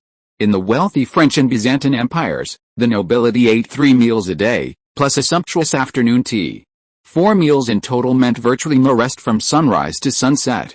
Most chefs would retire immediately after sunset, leaving the cleaning of the kitchen and the preparation of ingredients to their apprentices. Yet, now, deep in the night, the manor's cook, Gulina, was still sharpening her knives. I knocked gently on the door and walked in. 2 torches burned on the wall, their light illuminating Gulina's slightly graying hair. She sprinkled water on the whetstone as she sharpened a nearly 1 meter long, straight-bladed short knife. The handle was heavy, and the blade gleamed in the flames. The rhythmic sound of sharpening echoed, even drowning out the sound of the door opening. Mokui narrowed his eyes subconsciously. This wasn't an ordinary chef's knife. With a blade nearly a meter long, it was a weapon often used by bandits who robbed caravans in the small kingdoms of Kucha, Chechi, Sogdia, and Tochari along the east-west continental bridge. Unlike the heavily armored lancers of the western continent, the bandits traversing the desert across the east-west continental bridge moved with the swiftness of the wind. They clad themselves in loose linen robes, carried bows and arrows, and wielded sabers, crushing their opponents at breakneck speed. After their plunder, They wouldn't drive their wagons, but simply took the most valuable merchandise before fleeing in droves. Speed was their greatest advantage. Mo Kui knew these secrets because, like all the Tang people seeking a living in the western continent, he had made his way across the east-west continental bridge. In the desolate desert bazaars, he would often see Arab vendors spreading blankets on the ground, displaying these meter-long curved-blade straight knives. Perhaps this chef also harbored a secret of his own. Mo Kui entered the room and pulled out several neatly folded pieces of clothing from behind, placing them on the clean chef's counter. Servants working within aristocratic mansions always wear the same uniforms. My wife contacted a tailor in a nearby town yesterday and had a few samples made for us. If you don't mind, please try them on first to see if they fit. Miss Zhu Fei will make the final decision when she returns to the manor. Yulina put down her straight knife, wiped her hands, and took 2 steps. Okay, butler, just put it on the table. I'll get it myself after I've sharpened it. Yulina Mo Kui's face froze for a brief second before a smile broke. He looked around and noticed the kitchen was remarkably clean. A row of gleaming kitchen knives lined the wall behind Yulina. The one she held was clearly the last one. Sharpening a knife in the middle of the night in dim light, be careful not to cut your hands. Don't worry, Mr. Steward. I rarely use this butcher knife. I'm just sharpening it out of habit. It won't be a problem. Yulina, like all the Westerners making a living on the East-West Continental Bridge, spoke a few words of Chinese. Though her accent was thick, Mo Kui could still understand the basics. Her answers were quite appropriate. The problem arose with their positions. A long table separated them. It was late at night, and people instinctively moved closer to each other when talking, to see their expressions. This was especially true when 2 people had just started working together and weren't familiar with each other. Yulina and Mo Kui were separated by a long table, but she only moved 2 steps, taking a rather awkward distance. Half of her face was hidden in the shadows, making it impossible for Mo Kui to observe her facial expressions. Having come to this, Mo Kui chuckled dryly and closed the kitchen door. Others might not think what had just happened was significant, but Mo Kui's mind was clear as a mirror. This Yulina was likely even more influential than Cheng Jili too. Despite being a stranger, Cheng Jili too wasn't on guard against Mo Kui. This wasn't due to lack of vigilance, but rather, Mo Kui, a discarded disciple of the yin-yang school, was adept at concealing his psychic aura. Cheng Jili too wasn't at all wary of Mo Kui's prowess, but the gray-haired Sogdian chef was. Ever since Mo Kui entered the room, she had remained within easy reach of her knife. Even when Mo Kui was removing his clothing, she remained within her comfort zone. This was an instinctive warning from her body. Coming from the East-West Continental Bridge, she possessed an innate sense of danger. While Mo Kui couldn't determine the past of this seemingly harmless woman, he knew one thing: she must have frequently clashed with Tang Dynasty cultivators. Only in this way could she develop such an astonishing sense of psychic energy. The group of stowaways under the control of human trafficker Ma Feng were indeed a deeply hidden group. Whether it was luck or some unspoken providence, they had all gathered together at Nicholson Manor. It was unclear whether this was a blessing or an inexplicable disaster. After leaving the kitchen, Mo Kui pulled out his compass and used the word kill to inscribe a crimson curse on the outer wall of the kitchen. After completing the perimeter arrangements, he raised his hurricane lantern and faced the darkness of Nicholson's main house. Chapter 613. Mo Kui's origins are a mystery to the people of the Western continent. But to those of the East, it's a simple story. Eastern continent sages studied ghosts and spirits as early as the pre-Qin period. The yin-yang school, influenced by Zhu Yan of Qi, focused its research on yin-yang divination, the 5 elements and 8 trigrams, and the art of exorcising demons and ghosts. Yin-yang masters believe that after death, the physical body of most mortals perishes, and their spirits ascend to the underworld. However, a small number of souls linger in the human world. These souls are often extremely powerful, possessing powerful obsessions. These spirits, meant for the underworld, are forcibly retained in the mortal realm. Mortals see them as a source of terror and trouble, but yin-yang masters see them as valuable resources on the path of cultivation. Through reincarnation rituals, they transform the souls and demons of the dead into shikigami, controllable by mortals, to be used in battle or as catalysts for breakthroughs. The wandering yin-yang master Gui Huzi stumbled upon the gifted Mo Kui. He took him and his other disciples on a journey, seeking the ultimate laws hidden within the universe. As his disciples grew, exceptional talents emerged one after another. Among the many disciples, Mokwi gradually became marginalized. After a few more years of reluctantly following his master's side, Mokwi found himself limited to menial tasks like washing clothes, cooking, forging iron, and leading horses. He finally bid farewell to his master, Gui. Of the 6 schools of thought in Eastern continent, the Yin-Yang school is the most mysterious and the least numerous. Gui was a powerful hermit who had survived from the pre-Qin era to the present day. By the Qing era, he had reached nearly 1,000 years of age. Throughout his long life, Gui had taken on countless disciples, many of whom were so mediocre that he couldn't even name them. Gazing at this unfamiliar yet familiar face, he vaguely remembered that this person had been with him for what seemed like 10 years. Gui had spent his entire life searching for a successor. He had already given up on the young man after only 2 years with him.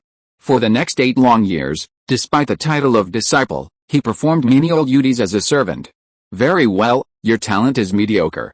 Continuing to hunt ghosts and subdue demons would only risk being attacked by the evil spirits. Saving your life, living in a mortal body, experiencing the normal cycle of birth, aging, illness, and death, is truly a blessing. Considering you've been by my side for 10 years, your daily work of ironwork and cleaning is no small feat. Before you leave, I'll give you a tortoise-shell compass from the pre-Qin era, along with a few mountain-moving ghosts, to make our relationship worthwhile. From that day on, Mokwi left Gui's side, never to see his wandering brothers again. After 10 years of traveling with his master, he had unknowingly grown accustomed to a life of wandering. After leaving his master's team, his life was completely different from that of his family in Donglu. At the time, the eastern continent was still mired in the chaos of warring states. Mokwi followed a merchant caravan to the western continent, where he began to experience life as a mortal. Now 52 years old, he had visited many merchant houses and aristocratic mansions across the western continent, but had rarely encountered a ghost house. Though a discarded disciple, Mokwi had spent 10 years studying and living with a true yin-yang master, mastering his own methods for feng shui, psychic perception, and the pursuit of evil spirits. According to yin-yang masters, human survival requires the generation of psychic energy, while its counterpart, psionic energy, feeds on evil spirits and demons. Wherever psionic energy abounds, evil spirits appear. The Nicholson Mansion was a location rich in psionic energy. The most widely circulated version of the story tells of the unfortunate woman's escape 72 years ago, claiming she was imprisoned in the basement. When the Crusaders stormed the Nicholson Mansion, they encountered fierce resistance from the Nicholson family. They were indeed a group of necromancers. The fleeing girl hadn't lied. However, after the battle, the Crusaders searched the entire manor but found nothing of the basement the girl had described. The basement, as the girl had described it, had 3 levels, the same height as the residence itself. Those lured into the manor, like her, were caged and led a life like wild beasts. Several elders of the Nicholson family would periodically enter the basement, slit their wrists or throats, and brutally murder them. Souls that died after enduring extreme torture would be trapped using strange magic, transformed into powerful demons. The elders would tame the demons or even seal them within their own bodies. In the years that followed, Nicholson Mansion fell into disrepair. Lord Hornridge had been attempting to sell the manor for cash, and indeed, several noble merchants had entered to investigate. To ensure their safety, the Lord personally led them on a tour. Whenever merchants and nobles who came to view the house mentioned the mysterious basement, the Lord personally led them inside to prove their rumors were false. Despite this, the house remained vacant for over 70 years until concubine Zhu arrived and finally welcomed its next owner. The Crusaders of the Church of the Holy Lord, constantly hunting down outer gods and old gods, believed they had a comprehensive understanding of the old gods' followers, but they knew only the tip of the iceberg. True masters of magic could detect any anomalous activity within the mansion simply by observing the aura. Mokwi suspected the Nicholson family's evil spirits were likely still lurking within. While mortals instinctively recoil at the mere mention of the word evil ghost, these strange creatures proved to be the perfect fodder for the spirit refiners of the yin-yang school. Mokwi desperately needed a high-quality ghost to create a medicinal ingredient to save his wife, who was languishing under the taint of the decaying potion. He could wait no longer. On the first night concubine Zhu was away, he launched his operation. If you are listening to this novel on a channel other than Fanfic World, it means it was downloaded and re-uploaded without effort. We warmly invite you to visit our channel, Fanfic World. There you will find the original version of this story and many other novels of various genres. We look forward to seeing you dive into a world of incredible novels. Chapter 614. After inspecting the kitchen and the stables, Mokwi returned to his own west wing, carrying a hurricane lantern. The west wing contained 12 bedrooms of varying sizes, many of which were completely empty. If nothing unexpected had happened, these rooms had remained vacant since the Nicholson family moved in 72 years ago. Mokwi and Jelin chose a room on the second floor, on the east side. Cheng Jilitu lived in the stables. Because a large amount of food had recently been moved into the east wing, it couldn't be short of staff. Therefore, cook Yelena and apprentice chef Alan had to stay in the east wing for the time being, to protect themselves from the wild animals that had taken to the house. The west wing was currently occupied by only Mokwi, Jelin, and the Red family. "Are you ready?" Jelin asked immediately after Mokwi returned. Turning to look at the two, it was clear that Jelin and Red were fully armed. Red held a gleaming woodcutter's axe. Across from him, Jelin had already unearthed a cork bow and arrows from the bottom of her suitcase. The quiver slung across her waist was also filled with steel short arrows. Mokwi looked at the two and shook his head helplessly, as expected of Odin's people. Even after living with this mother and son for so many years, they still have much to adapt to. Vikings were ready to take up arms and kill at any time, even the most ordinary people. But this scene would never happen in the eastern continent. "Glenn, Red, you're dear family. Let's be patient." Mokwi smiled wryly and put down his hurricane lantern. If the ghosts of the Nicholson family are truly hiding in this manner, they are most likely invisible spirits. The bows and axes you prepared won't do much damage to such enemies. Sunlight illuminates all things, and over time, all living things absorb the blazing yang energy, generating psychic energy. When mortals consume fruits, vegetables, beef, or mutton, they absorb the accumulated psychic energy. It is the foundation of mortal survival. However, the opposite of psychic energy is psionic energy, a void energy that thrives in darkness. This energy originally belongs to the underworld, where there is no scorching sun. Psionic energy is extremely rare in the human world. If our evil spirits have grown to the point where they can use psionic energy to condense into physical forms, it means they've mastered the cultivation methods like cultivators. Within the yin-yang school, evil spirits of this caliber are considered ghost kings. Mokwi felt a tinge of worry rising in his heart at this point. Before entering the manor, he could only detect the presence of evil spirits lurking within through the yin-yang school's perception of psionic energy, but he couldn't immediately determine their specific rank. After all, Mokwi was a discarded disciple of the sect, not a great yin-yang master who had practiced alongside his master for centuries. Subduing ordinary evil spirits possessing mortal bodies wouldn't be difficult, but if he encountered a ghost king, he couldn't guarantee he could escape unscathed. If the local legends are true, the 500 crusaders who attacked the manor suffered over 200 casualties. The combat capabilities of this group of evil spirits should not be underestimated. They've been able to hide within the manor for over 70 years without being discovered. They must possess powerful artifacts, such as dimensional portals crafted by ancient gods or otherworldly beings, or rune formations capable of concealing an entire space. After all, the two survivors who managed to escape claimed they were imprisoned in a 3-story dungeon, where other living beings were also present. If this were true, these necromancers were not only powerful but had also experienced some extraordinary experiences along the way. Such enemies must be treated with caution. However, Mokwi did not reveal his thoughts. Jelin's long, brilliant golden hair once shone like the sun. However, in recent years, her luster has rapidly faded, and her skin has begun to wrinkle. Even more alarming is that her sleep has increased rapidly, and she often experiences exhaustion when working. All these symptoms indicate that the vitality she overspent from the decay potion in her youth is rapidly consuming her body. Mokwi is now 46 years old. His childhood memories are very vague, and he spent most of the first half of his life with a yin-yang master Gui Huzi. After being persuaded to leave his master's sect, he experienced a long period of wandering. It was not until he entered the residence of Countess Remy that he found a sense of home with Jelin. Although the mother and son were vastly different in every way, and their family's life hadn't been smooth sailing, the bond they'd built over the years was genuine. No matter what lay ahead, as a husband, he had to fight to keep Green alive. Approaching the two, Mokwi gently took the axe from Red's hands and the bow and arrow from Green's. He opened his satchel, took out some still warm bread, cheese, and ham, and placed them on the table. How many times have I told you, we've come to the Byzantine Empire, a more civilized and peaceful society than France. Your Viking swordplay won't work here. Haven't you noticed? Every impulsive act hasn't improved our lives, but instead has plunged our family of three into a cycle of turmoil. Stay indoors tonight. I've set up a magic sealing circle throughout the manor. If any evil spirits escape, they'll be trapped. Mortals who enter will be trapped in the same cycle. You don't know where the center of the formation is, so don't rush into it. You can't help with things like catching ghosts and demons. Trust me. I will definitely help our family return to a stable life. Chapter 615.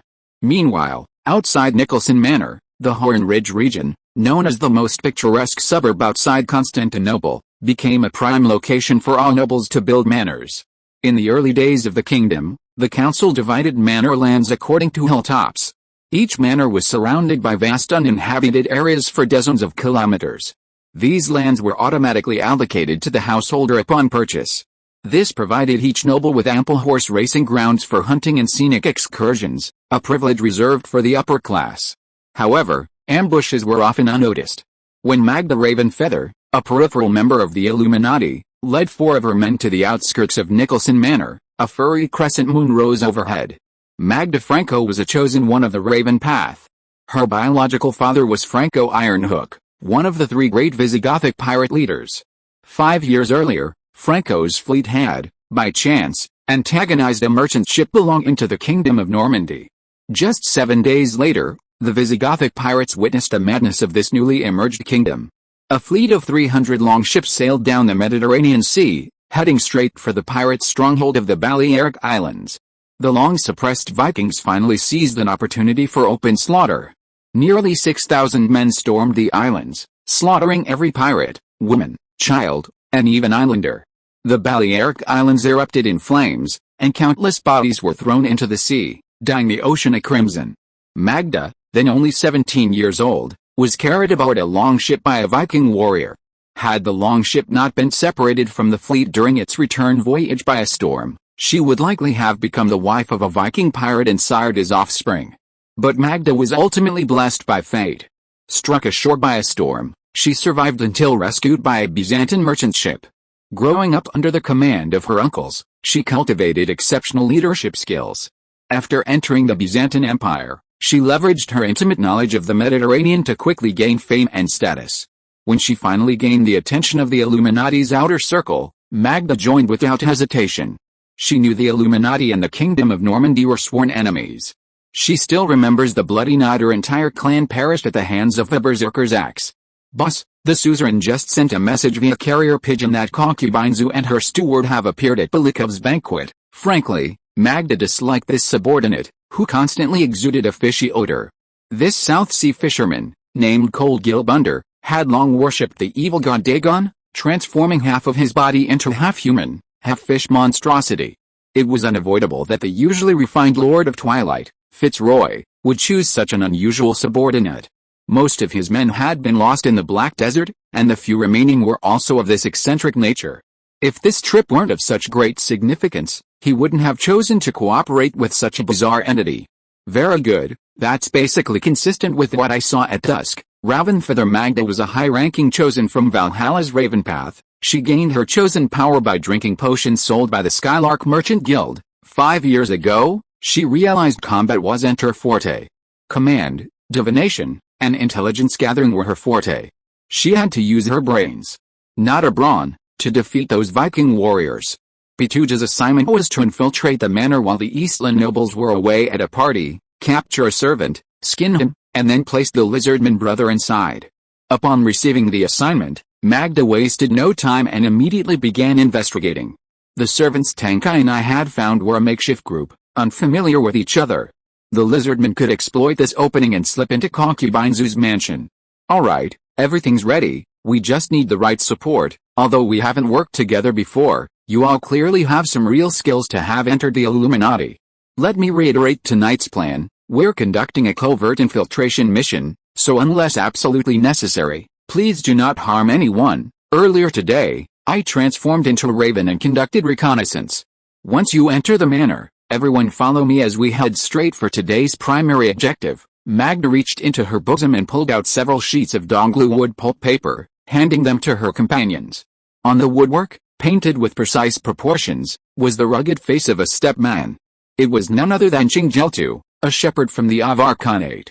The manor purchased by concubines who had a total of 6 servants.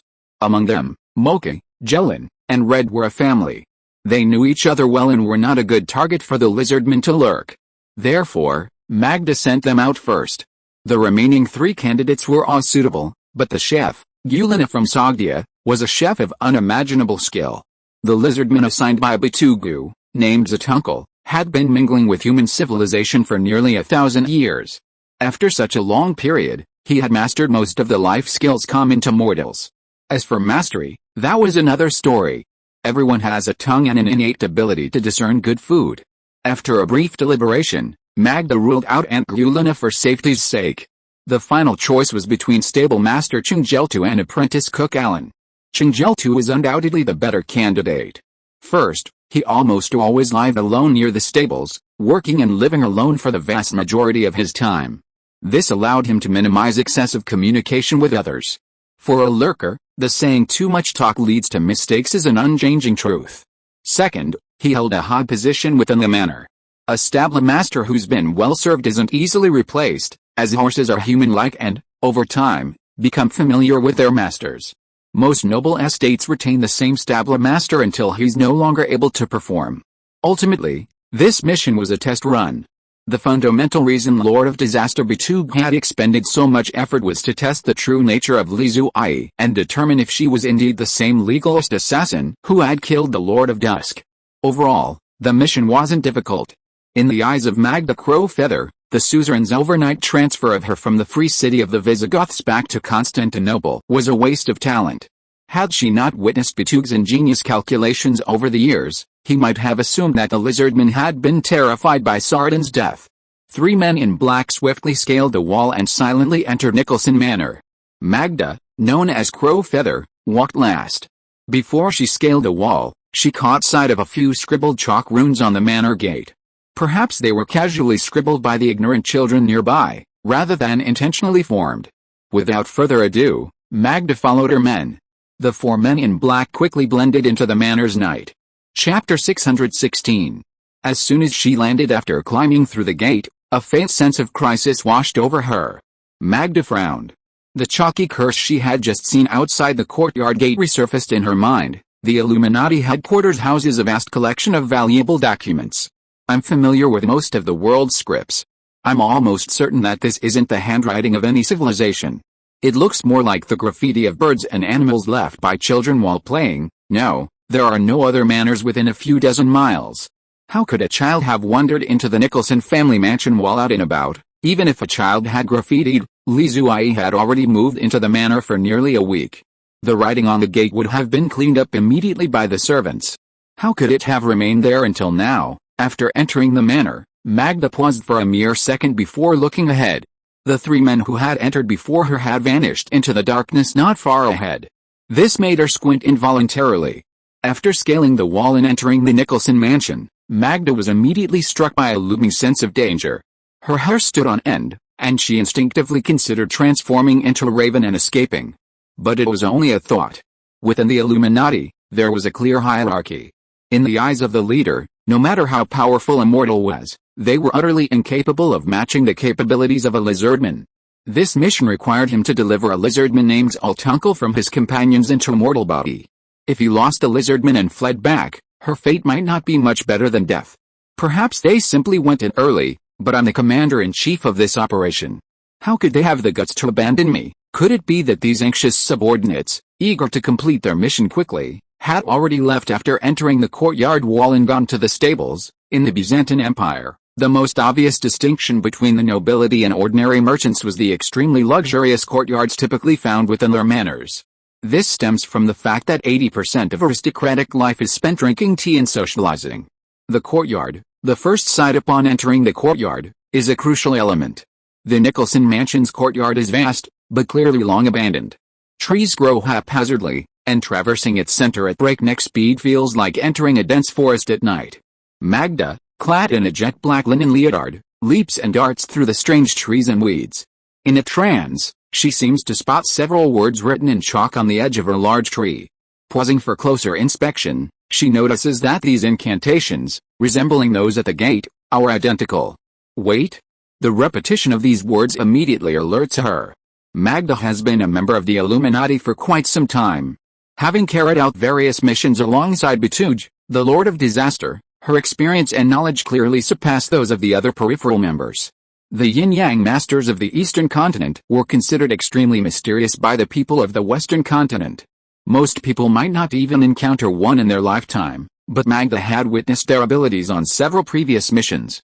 The forbidden formations employed by yin-yang masters were completely different from the formations deployed by generals of the diplomatic school.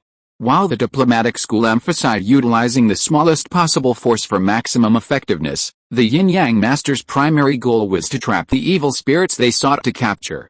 Therefore, their formations resembled a maze, notably those constructed by the bull-headed, human-bodied monsters on Crete.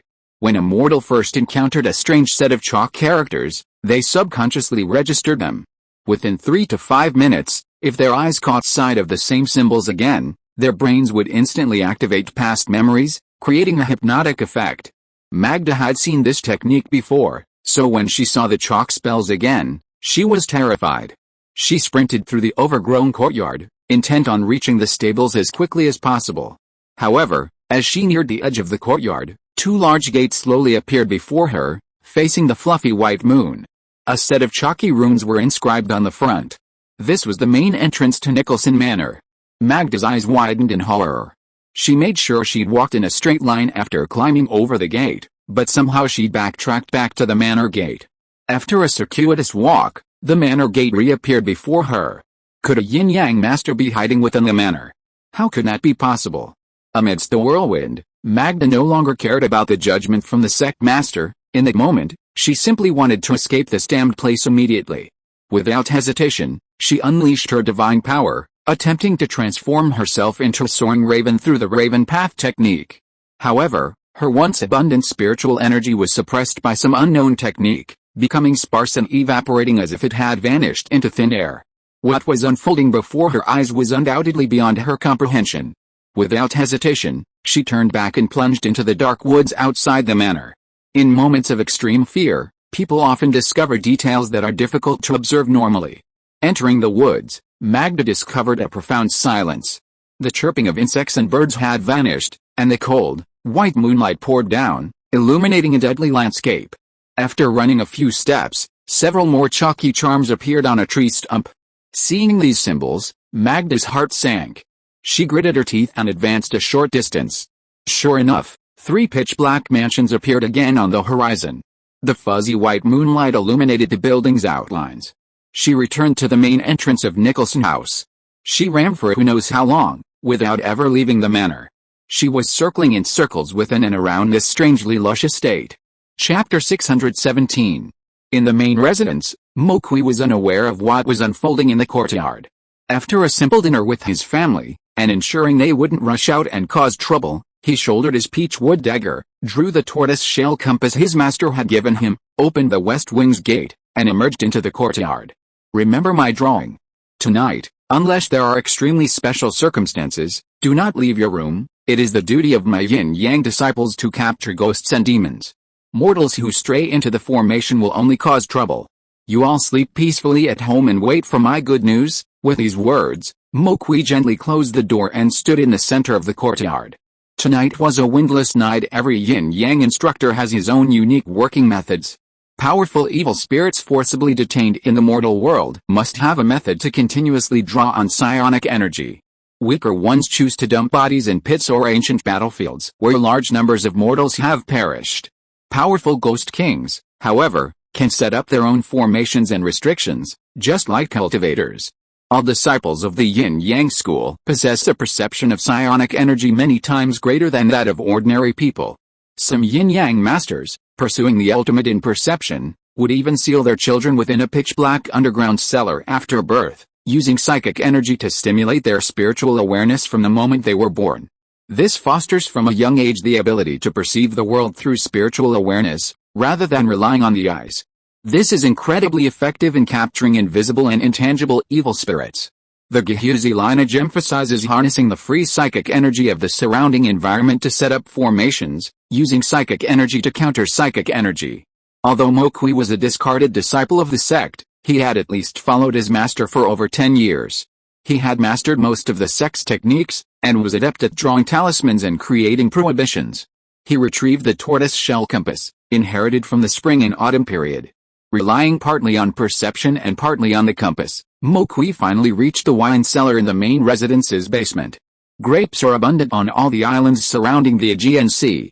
Different grapes grown in different regions have slightly different flavors, which become more pronounced after sufficient fermentation. For aristocrats, opening the door to guests without a few bottles of fine wine in the cellar was simply impossible.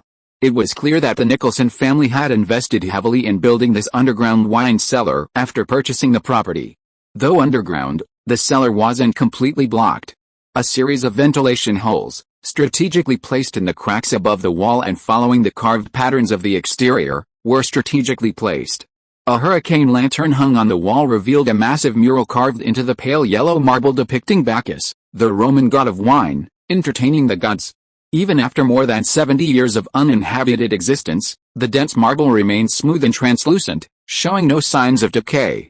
All the wine inside the cellar had long since vanished, leaving only rows of dark wine racks made of thick ironwood. Mokwi closed his eyes, carefully sensing the ethereal energy within the cellar. Finally, he stood before a worn, antique linen painting. In the Middle Ages, Chinese and Western painting techniques differed, as did the materials used. Eastern painters preferred wood pulp paper and rock pigments. Grind the multicolored stones into powder, then add additives like glutinous rice flour and gold and silver powder, and finally blend with the water. The Western continent, lacking the power of the Eastern Tang dynasty, could not afford such extravagance in painting. Instead, they used plant pigments, extracting a colorful juice and blending it with shell powder. The painting was then applied to linen cloth. Uninhabited for 72 years, the threadbare linen was riddled with wormholes. Despite this, Mokwi could still clearly see the image on the cloth. It was a scroll depicting the Holy Lord Christ reciting the Book of Blessings. 90% of medieval Western paintings were based on myths, legends, or religious stories. Placing the scroll in the wine cellar clearly indicated the designer's original intention was to add some color to the monotonous atmosphere. 72 years ago, the Crusaders stormed the Nicholson mansion, slaughtered all the inhabitants, and then emptied the entire estate. The linen painting survived not because it was placed in the wine cellar, but because such paintings were so common within the Holy Lord Church. Perhaps because the image depicted the Holy Lord Christ himself, standing with his back against a halo, the Crusaders didn't destroy it, allowing it to remain. It hangs in the basement wine cellar to this day. Mokwi could vaguely sense the gathering point of a faint spiritual energy throughout the mansion. It was this linen painting. According to the yin-yang school, this scroll was the heart of the entire formation. He stretched out his withered hands and gently stroked the worn scroll on the wall.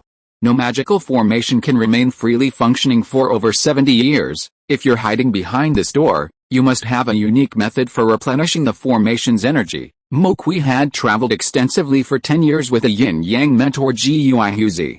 He had seen countless evil spirits and knew how to subdue these demons, which shouldn't exist in this plane, in various situations. He closed his eyes and carefully reviewed the forbidden formation he had set up around the manor, ensuring there were no omissions. He pulled a talisman inscribed with complex incantations from his bosom and chanted to himself.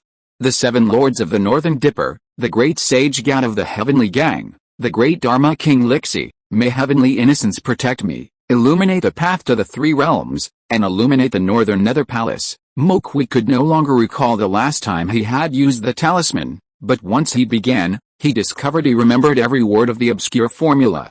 As he continued chanting, pure spiritual energy converged on his fingers, igniting the talisman with a bang. Crimson flames erupted from nowhere, and he casually flung the talisman onto the ancient painting. The image of the Holy Lord Christ, holding a Bible, instantly burned into a black hole. As the painting was consumed by the flames, a pitch-black hole suddenly appeared on the wall where the painting hung. It's here. It's here. I hope I haven't lost all the skills I learned in my youth to my master. Taking a deep breath, Mokwi drew the peach wood dagger strapped to his back. A touch both familiar and unfamiliar reached him. He lifted his left foot and was about to step into the pitch-black cave entrance when two gusts of black wind suddenly burst forth, accompanied by a bone-chilling, sinister laugh. Moqui raised his rune-encrusted wooden sword and chanted again. The long-skulled giant beast, wielding the Emperor Bell, the three Suzio gods, strictly wielding the Kui dragon, the mighty sword god king, slay all evil and destroy all traces. A blazing flame erupted from the ancient mahogany sword. The two plumes of black smoke, which had just condensed into human forms, sensed their defeat and fled in all directions. Moqui was not surprised by the evil spirit's escape. He had already set up a forbidden formation in the courtyard, transforming the entire Nicholson mansion into a vast maze. Furthermore, he had used the rebirth talisman to conceal the presence of all living beings within the manor. As long as the evil spirits hadn't devoured souls, their power would be limited. Hefting his flaming wooden sword, Moqui followed the chilling presence out of the wine cellar. However, upon entering the main house, he immediately felt a sense of unease. Within the restricted maze, he unexpectedly sensed the presence of several living beings. These beings were not mortals.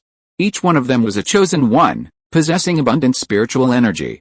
In a sense, they were the perfect food for the evil spirits. Chapter 618.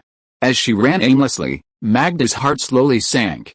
If her memory hadn't been confused, she would have wandered around the manor for at least 20 times.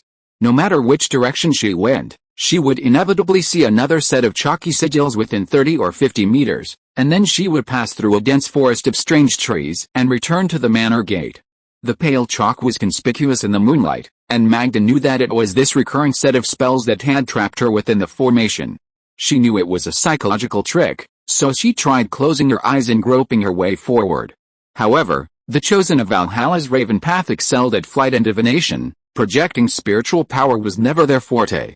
With her eyes closed, she rushed around like a blind fly, either colliding head-on with trees or stumbling and spinning unconsciously. In extreme agitation, people gradually lose their calm judgment. Magda knew she had been trapped in this strange formation for at least an hour. For this long period, she was completely alone. The three companions who had entered the manor before her were nowhere to be found, and the entire estate was completely deserted. Calm down, I must calm down. There was no doubt they had fallen into some premeditated trap. Constantinople was home to over 1 million people, nearly half of whom were itinerant merchants or migrant workers from across the western continent seeking work. Hidden within this mingling crowd were a few formidable masters, a common occurrence. Magda couldn't yet determine whether this was intentional on the part of Li Zuai or if she had stumbled upon the presence of a master from the eastern continent. Or perhaps, this servant, Moqui, was actually a more dangerous figure than concubine Zhu? Why hadn't the Illuminati's secret meeting been aware of this? Drenched in sweat, Magda sought a different method of escape. Using her hands and feet, she scaled the largest tree within the manor. In the moonlight, she could see the hazy outline of a building in the distance. She descended from the trees and sprinted towards it, only to repeat the cycle again. Woods, gate, woods, gate. She barely reached the manor. Even more devastating was the fact that the magic circle seemed to possess some kind of psychic energy draining. After repeatedly trying and failing to transform into Raven, she was shocked to discover that the psychic energy stored within her body was rapidly dissipating. The magic circle was draining her psychic energy to maintain its operation. What kind of magic circle is this?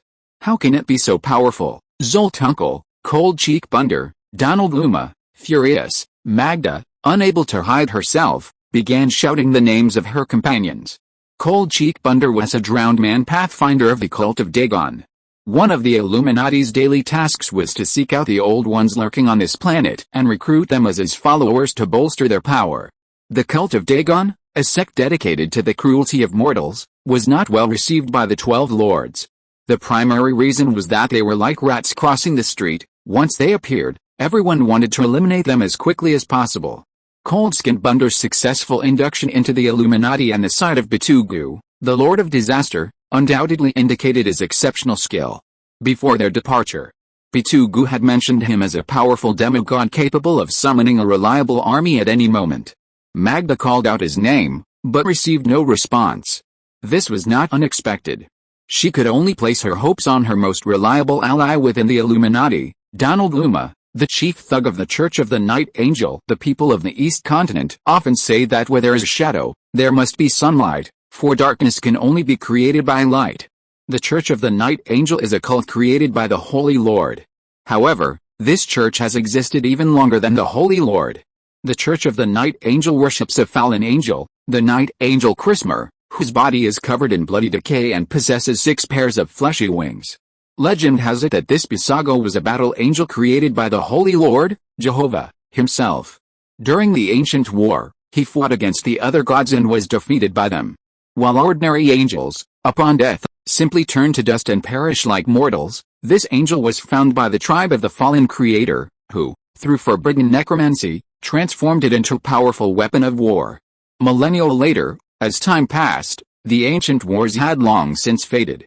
The other gods and old gods who had wielded swords and clashed bloody battles had departed, seeking more suitable habitats. Amidst the smoke and ashes, only the puppet-like night angel survived. Mortals, upon discovering this mutilated deity, built a temple to worship and enshrine it. They called it Hate Chrismer. Born for war, the battle angels gifted mortals with combat methods and the means to transform their bodies. Unlike the high-ranking chosen of the Holy Church, who could condense psychic energy into wings, the chosen of the night angels employed a surgical procedure, utilizing forbidden sorcery to artificially add a pair of flesh wings made of bone, flesh, and fascia to mortal bodies. Transforming a living being into a monstrous form, such a vile practice would naturally not be sanctioned by the Holy Church. On the other hand, however, it was undeniable that these cultists, capable of soaring to great heights at any moment, possessed exceptional combat prowess. Even after centuries of being pursued and intercepted by the Crusaders, the chosen of the Night Angel still operated covertly across the continents. My transformation into a raven requires psychic energy, but Donald can soar directly into the sky with his flesh wings. If there's one person who can escape this damned formation, he's the only one. But damn Donald, where are you now? Magda wiped the sweat from her forehead and looked up at the furry full moon in the sky. No. Could it be that a fleeting thought in her brain was caught by him? After rushing around like a headless fly for a long time, Magda finally noticed a flaw in the formation. However, at this moment, a cold ghost wind suddenly blew from her side. Amidst bursts of low dry laughter, 2 black smoke condensed into 2 dark and skinny figures. The surging power rushed out from these 2 disembodied spirits, and Magda's eyes immediately shrank to the size of a pinhole. What is this? Chapter 619. Magda, trapped in the courtyard, wasn't the only one stunned. Mo Kui, dashing out of the main house with a mahogany dagger in hand, was equally bewildered. He had anticipated the possibility that the Nicholson family's hidden spirits might escape into the courtyard during his plan, so he had set up a demon sealing formation, a common practice among the yin-yang school. Any spirit entering the formation would become disoriented. As they spun aimlessly in circles, the demon sealing formation slowly drained away the spiritual energy that sustained them, ultimately sealing them away through the magic of the yin-yang disciples. Mo Kui had never anticipated that after releasing the ancient spirits lurking in the main house, several more mortal presences would enter the courtyard's demon sealing formation. As they swirled aimlessly within the formation, 2 evil spirits, fresh from the dungeon, picked up their scent and headed straight for the unfortunate souls. Damn it, life is often unhappy. The ancients were right. The sudden appearance of the mortals had already disrupted Mo Kui's plans, and now several high-level chosen ones with abundant psychic energy were trapped within the formation. This further complicated Mo Kui's actions. The legend circulating in the city was indeed true. The ghosts of the Nicholson family still lurked within this mansion. As the legend said, they were indeed a group of necromancers. Mo Kui was no stranger to these creatures. They were similar to the demon cultivators common in the Eastern Tang dynasty. However, while demon cultivators drained the psychic energy of mortals for their own use, necromancers used special techniques to transform psychic energy into psionic energy to perfect their cultivation. For high-level necromancers, the psychically powered chosen ones were their best food. They had been hiding in the dark void for decades. Now they were starving. The 2 evil spirits released from the dungeon had successfully evaded the Crusaders' pursuit and survived within the manor for over 70 years. They must have possessed extremely powerful fighting instincts. The chosen ones, tortured beyond human form within the magic sealing circle, were like a delicious buffet to the undead, and there was no reason to let them go. The demon's first choice was Magda Ravenfeather, whose combat abilities were extremely limited. Trapped within this formation, the Ravenfeather, renowned for her planning, divination, and high-altitude flight, was a veritable cripple. Her divination skills were useless here, and with her psychic energy drained, she could barely even maintain a high speed. The maze-like formation had already sapped much of her willpower, and the sudden appearance of 4 demons unleashed a wave of fear. Magda instinctively turned to flee, but how could the hungry demons let go of such a delicious meal? The smoky demons coiled around Magda's body. The swirling black mist suddenly formed into the shape of a human head, which opened its maw and bit Magda's neck.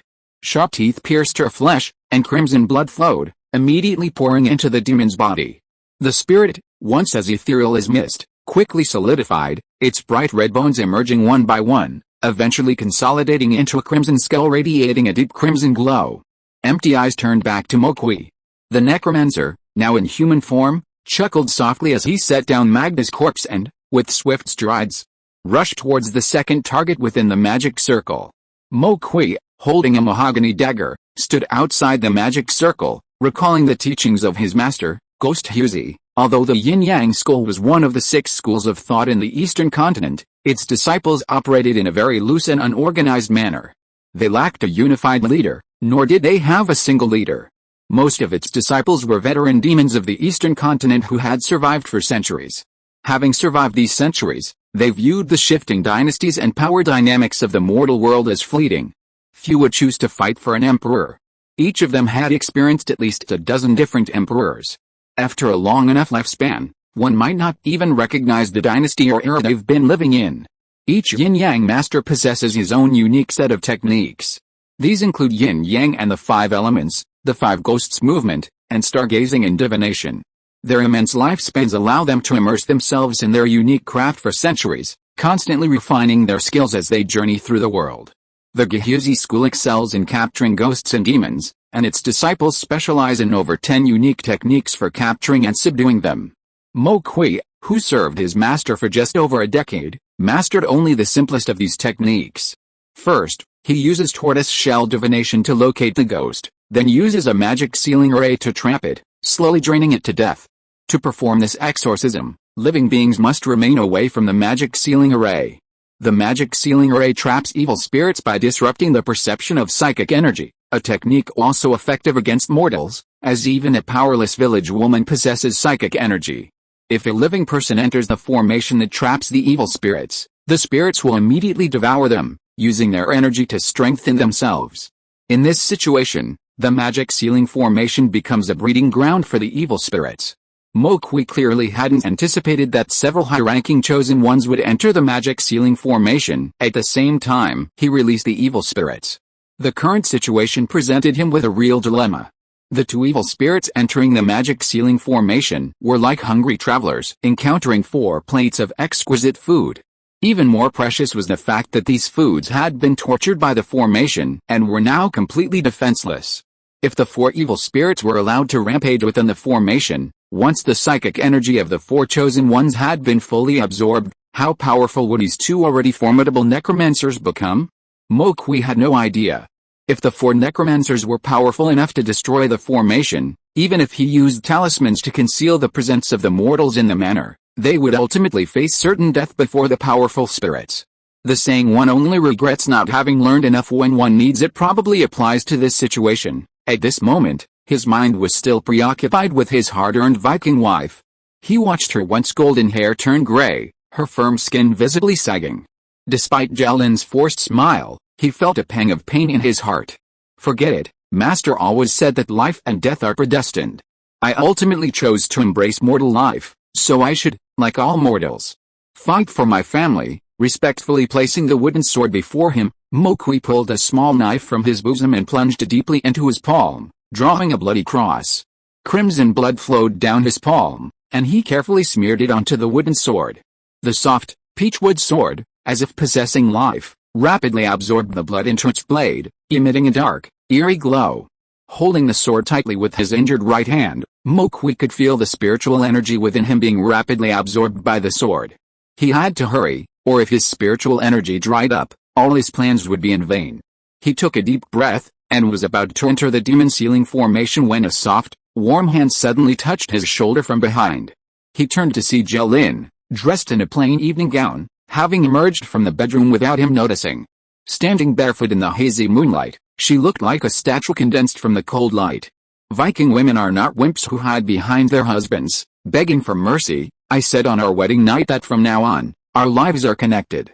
No matter what happens, we can face it together. Yeah, why wouldn't you call me when there's a fight? He turned again, and Red Blood Pigeon appeared before him, axe in hand. Chapter 620. Chingjeltu was awakened from his sleep by the sound of a clear, distant song. As Mokwe had predicted, the illegal immigrants trafficked by Tugomafin were all of questionable character. Chingjeltu's story was that he was a shepherd from the Avar Khanate, forced to seek new livelihoods after his homeland was devastated by a decade-long snowstorm that swallowed up the pastures. While this story might seem reasonable at first, anyone who had truly experienced the grasslands knew all too well that these Turkic nomads spent their lives on horseback. When pastures were gone, they dismantled their tents and rode on horseback, seeking new grazing lands. Every year, they drove their livestock for hundreds of kilometers across the deserted highlands. How could they travel so far from their homeland simply because of an avalanche?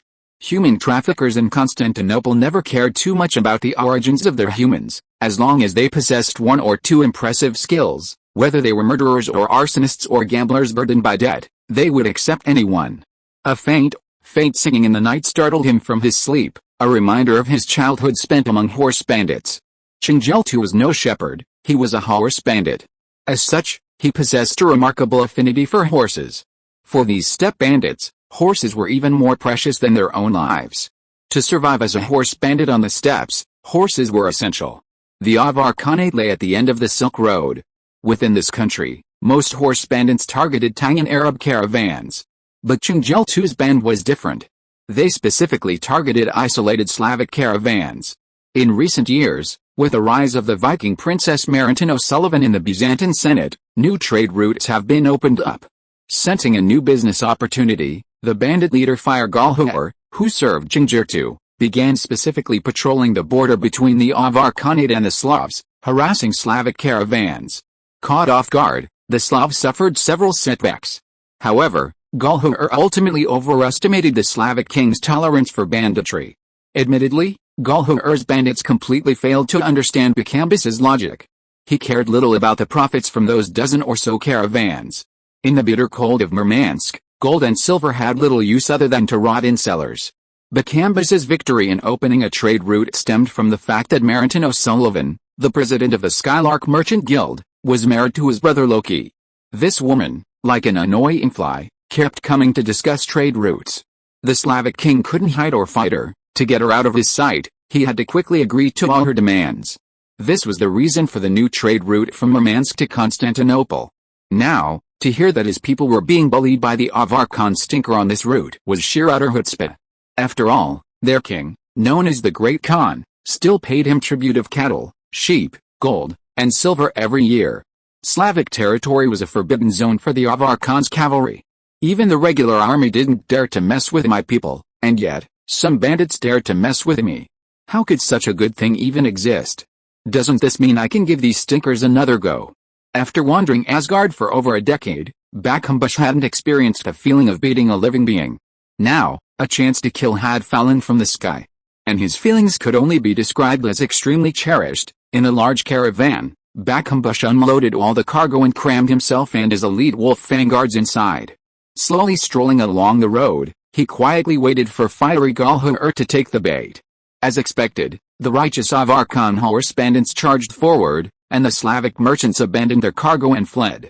Bacambus and his 7 wolf vanguards hid among bearskins and dragon bones before being taken back to their gathering place. One can only imagine the horrific fate that awaited them. That night, just as roasted lamb and fine wine were being placed on the table, Galhuar suddenly noticed a pale, burly man with his back to him, frantically stuffing his mouth with all sorts of food. Hearing the sound of a sword being drawn, he turned back, spat out the bones in his mouth, and rubbed the fat from his cheeks. "Boys, get to work." Those 6 simple words signaled the beginning of a massacre. The first casualty was Galhuar, who had drawn his saber and faced Bacambus. A bandit, still renowned on the icy tundra, had barely raised his scimitar when a streak of purple lightning descended from the sky, reducing him to charcoal. Bacambus roared, his thick, pale hair sprouting wildly from his body. Unleashing the might of Sequence Zero Bear Lord under the violent bear path, He smashed through the building before him and appeared before all the bandits. That bloody night, the bandits under fire met their inevitable demise. Bakambush had brought only 4 guards with him. But those 5 slaughtered hundreds of bandits with the effortlessness of cleaning their own backyard. Of all the bandits, only Chungjelta managed to carve a path through the bloody night. After slashing a wolf vanguard in single combat with his broad-bladed saber, he bolted to his horse, intent on rescuing his leader. He'd only taken a few steps when he saw Fire Galhuar's chest shattered by a punch from Bakambush. The massive bear paw crushed his body like a juicy fruit, turning half of his torso into a bloody mist. In that instant, Chungjelta felt a breath of death. Without a word, he dropped his saber, turned his horse, and bolted away. Thunderbolt struck down from behind him, but he expertly controlled his horse and galloped away, finally escaping the fury with a stroke of luck. Haha. Killing those Vikings is more fun. At least they'll come to die, but they'll also fight back with axes. Unlike these stinkers, they can only run away on horseback. What a shame, we're allies now. If only I hadn't needed to enter Asgard. The last words Chungjelta heard before leaving were the Slavic king's complaints about life. When he returned to camp the next morning, the battle was long over. One mutilated corpse after another was scattered across the camp. Scavenger hawks, circling overhead, descended continuously to devour the flesh and blood of the dead. He was the sole survivor among all the men of Fire Galhuar. Chungjelta was not surprised by this outcome. There was no such thing as I am allowed to bully others, but I am not allowed to suffer retribution. From the first day they took up their sabers and mounted their horses, they might have anticipated this fate. On the grasslands, burial is not valued. Instead, the dead are devoured by hawks. In ancient Turkic belief, hawks are servants of the Muan god. Only by feeding their bodies to the hawks after death could they be transported to heaven, into the arms of Mwink and the lake girl. Chungjelta found a flat, cleared area and laid all his brothers and sisters side by side on a raised platform, leaving them to bask in the blazing sun. As more and more birds descended, he mounted the last of his steeds and departed from his homeland without looking back. As a steppe bandit, he had no family, no tribe, no clan. With all his fellow bandits dead, his only friend was the Roman merchant who helped the bandits sell their stolen goods. And this well-dressed Roman was clearly no good. Fearing the Slavic king Bacambus, he took only 3 seconds to decide to sell Chungjelta to a human trafficker. And so, after many twists and turns, the former steppe bandit finally reappeared at the Nicholson mansion, disguised as a stablemaster. If you are listening to this novel on a channel other than Fanfic World, it means it was downloaded and re-uploaded without effort. We warmly invite you to visit our channel, Fanfic World. There you will find the original version of this story and many other novels of various genres. We look forward to seeing you dive into a world of incredible novels. Chapter 621. At this moment, Chungjelta still didn't realize the magnitude of his accomplishment. He might be the only mortal in years to have managed to escape Bakambush's attack range. This wasn't simply luck, he possessed a keen sense of danger.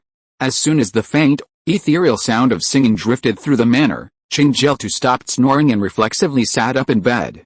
His spiritual sense had instinctively warned him the moment Mokwi handed him the Donglu talisman. The eerie song that echoed at midnight instantly awakened his full fighting potential. Is this the siren song? The Avar Khanate ordered the Slavs, and across the vast, icy tundra, they were not far from the Baltic Sea. Even today, many Vikings in Scandinavia still live the same raiding lifestyle as their ancestors. Just because the Slavs became allies didn't mean the Avar Khanate's nomadic people were untouchable. The bandits roaming the icy tundra would periodically encounter Odin's people, who had crossed eastward. In the eyes of both sides, the other was prey. Pulling out a broad-bladed saber hidden beneath his pillow, Mokwi gently tapped his temple with the hilt, swiftly awakening himself from his slumber. This is indeed the siren song sung by the chosen of Valhalla's Siren's Path, but it seems they're not targeting me. In the middle of the night, could it be that thieves have entered the manor? The danger spurred the fighting instinct deep within his blood. Instead of pushing open the door, Chungjelta leaped onto the roof beam and gently opened the skylight in the stable ceiling. Within the pitch-black manor, he saw a figure shrouded in black robes staggering toward the stable. The spells cast by Valhalla's Siren's Path were similar to the bewitching spells cast by alchemists, though less powerful and with a wider range. The black-clad figure's stumbling gait indicated that he was clearly under the influence of the siren song and was struggling to move towards the stables. Chungjelta frowned in confusion. The Siren Pather's combat capabilities were weak, a fact universally acknowledged by all nations surrounding the North Sea. Pain was the simplest and most brutal way to overcome the siren song. Cutting oneself and drawing a little blood could greatly counteract the dizziness caused by the lyrics. This man has already grasped the dagger. What is he waiting for? Is he afraid of pain? Chingjeltu was unaware that the person currently approaching the stables was Magda's only lizardman. Mortals could quickly recover from the siren song through self-harm, but for lizardmen, whose scales were as hard as steel, they felt almost no pain after being created. The siren song was, in a sense, invincible to them. The lizardman Zoltunkel had suffered a terrible day. Before setting off, Lord of Disaster Batugu approached him, saying, "This is a very simple undercover mission." Like all lizardmen within the Illuminati, Zoltunkel harbored an almost blind trust in Batugu, the Lord of Disaster who had destroyed their ancestors. He saw this as most likely one of those go out for a walk, return 7 days after finding everything clear. Come to think of it, with the most dangerous individuals gone, only a few temporary servants remained within the mansions. What abilities could these mortals, who only did laundry, cooking, and tending horses, possess? However, he never expected that. Having just climbed through the gates of Nicholson's mansion and landed on the wet earth, he turned around to find his companions gone. A furry white moon in the sky cast a shadow over his solitary figure. Zoltunkel felt a pang of fear. Ordinary lizardmen within the Illuminati also possessed near-infinite lifespans.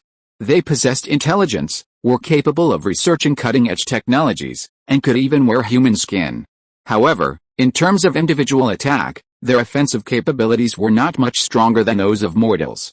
The reason the 12 Lords established the organization known as the Illuminati and persistently recruited external members was primarily to allow these chosen humans to protect their vulnerable lizardmen. Upon discovering his companions had vanished, Zoltunkel had only one thought: escape immediately. He remembered the Lord's lesson: the lizardmen did not possess the same adaptability and reproductive capacity as humans. Every lizardman who could wear human skin and survive in human society was a priceless treasure within the tribe. In the face of any potentially life-threatening danger, the first thing to consider was how to preserve one's own life. Zoltunkel instinctively climbed back up the courtyard gate, but unsurprisingly fell into a magic ceiling circle and began to spin aimlessly. In panic, the circle continuously drained the already thin spiritual energy within the lizardman's body, and the relentless running drained his energy.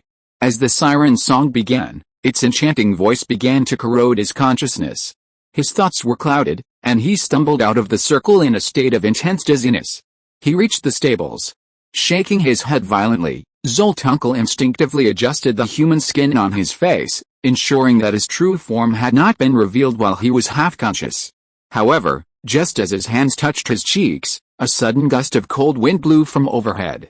Hastily looking up, he saw a dark figure swooping down from the sky like a hawk hunting in the night sky. In his haste, Zoltunkel only had time to draw his broadsword. But he had clearly underestimated Chingjeltu's weight and his masterful swordsmanship. Although the stables were only one story, the roof was built into a triangular hill to prevent it from collapsing under the weight of accumulated snow in winter. The highest point was a full 5 meters from the ground. With the Turkic blood of Attila, the scourge of God, coursing through his veins, Chingjeltu himself was a powerfully built man, standing 2 meters tall and weighing nearly 200 kilograms. With his saber raised high, he descended from the sky like a meteorite. The heavy broadsword struck Zoltunkel's broadsword, and as expected, it cleanly shattered the Damascus blade. The force of the swift fall continued, and the saber struck his arm with a resounding clang of metal against stone. A gaping hole was cut through the human skin, revealing the lizard scale armor with its serpentine patterns. Landing on the ground, Chingjeltu didn't hesitate. The fighting style of the Turkic nomads was completely different from that of the Western knights. The heavily armored knights engaged in back-and-forth swordplay, their heavy mail and steel helmets preventing them from engaging in rapid-fire combat. The galloping Turkic nomads were completely different. Chingjeltu had once used this leaping blow to slash down Bakambush's wolf fang guards. He had no time to ponder questions like, why is this man's armor hidden beneath his skin, or why are his arm bones so strong? He landed, swung back, and swung his heavy saber towards Zoltunkel's head. Zoltunkel's arms, having just managed to block Chingjeltu's leaping blow, were now numb. He had no time to block the sharp blade of the Turkic warrior, so he could only close his eyes and block it with his cheek. The heavy metallic hum echoed again, As the saber barely pierced the skin, a piece of human skin fell away, revealing a lizard's pupil hidden beneath it. Chapter 622. Within the magic circle, Red Blood Pigeon also rushed furiously, sword in hand. As the siren song sounded, all mortals within the circle were mesmerized by the sound. Now, it was time to slay demons and exterminate evil. Ever since the siren Glyn escaped Scandinavia, she had lived a peaceful life, far from the clutches of blood and fire, for over a decade.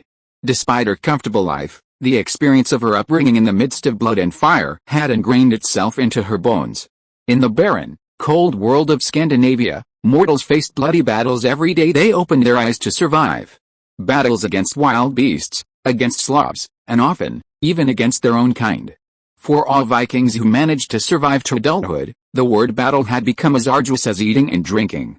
Once it occurred unconsciously, without thought or reaction. Awakening in the darkness, Glyn saw the black-clad figure milling about within the wind magic circle and immediately began to unleash her divinely chosen power, chanting the siren's song. Her intuition told her that in this situation, where the enemy couldn't get close and was already trapped within the circle, the siren's song would be extremely effective. Mother and son were naturally connected. Red immediately understood Green's purpose. Their greatest enemy wasn't the mortals darting around the circle like headless flies, but the 4 Nicholson ghosts who had just emerged from the dungeon. These 2 old ghosts somehow managed to survive the Crusaders' siege. They then continued to languish in the deserted mansion for over 70 years, still thriving after being released. This wasn't simply luck. Caught off guard, these 2 disembodied spirits had transformed into blood-stained skeletons after hunting down a high-ranking chosen one.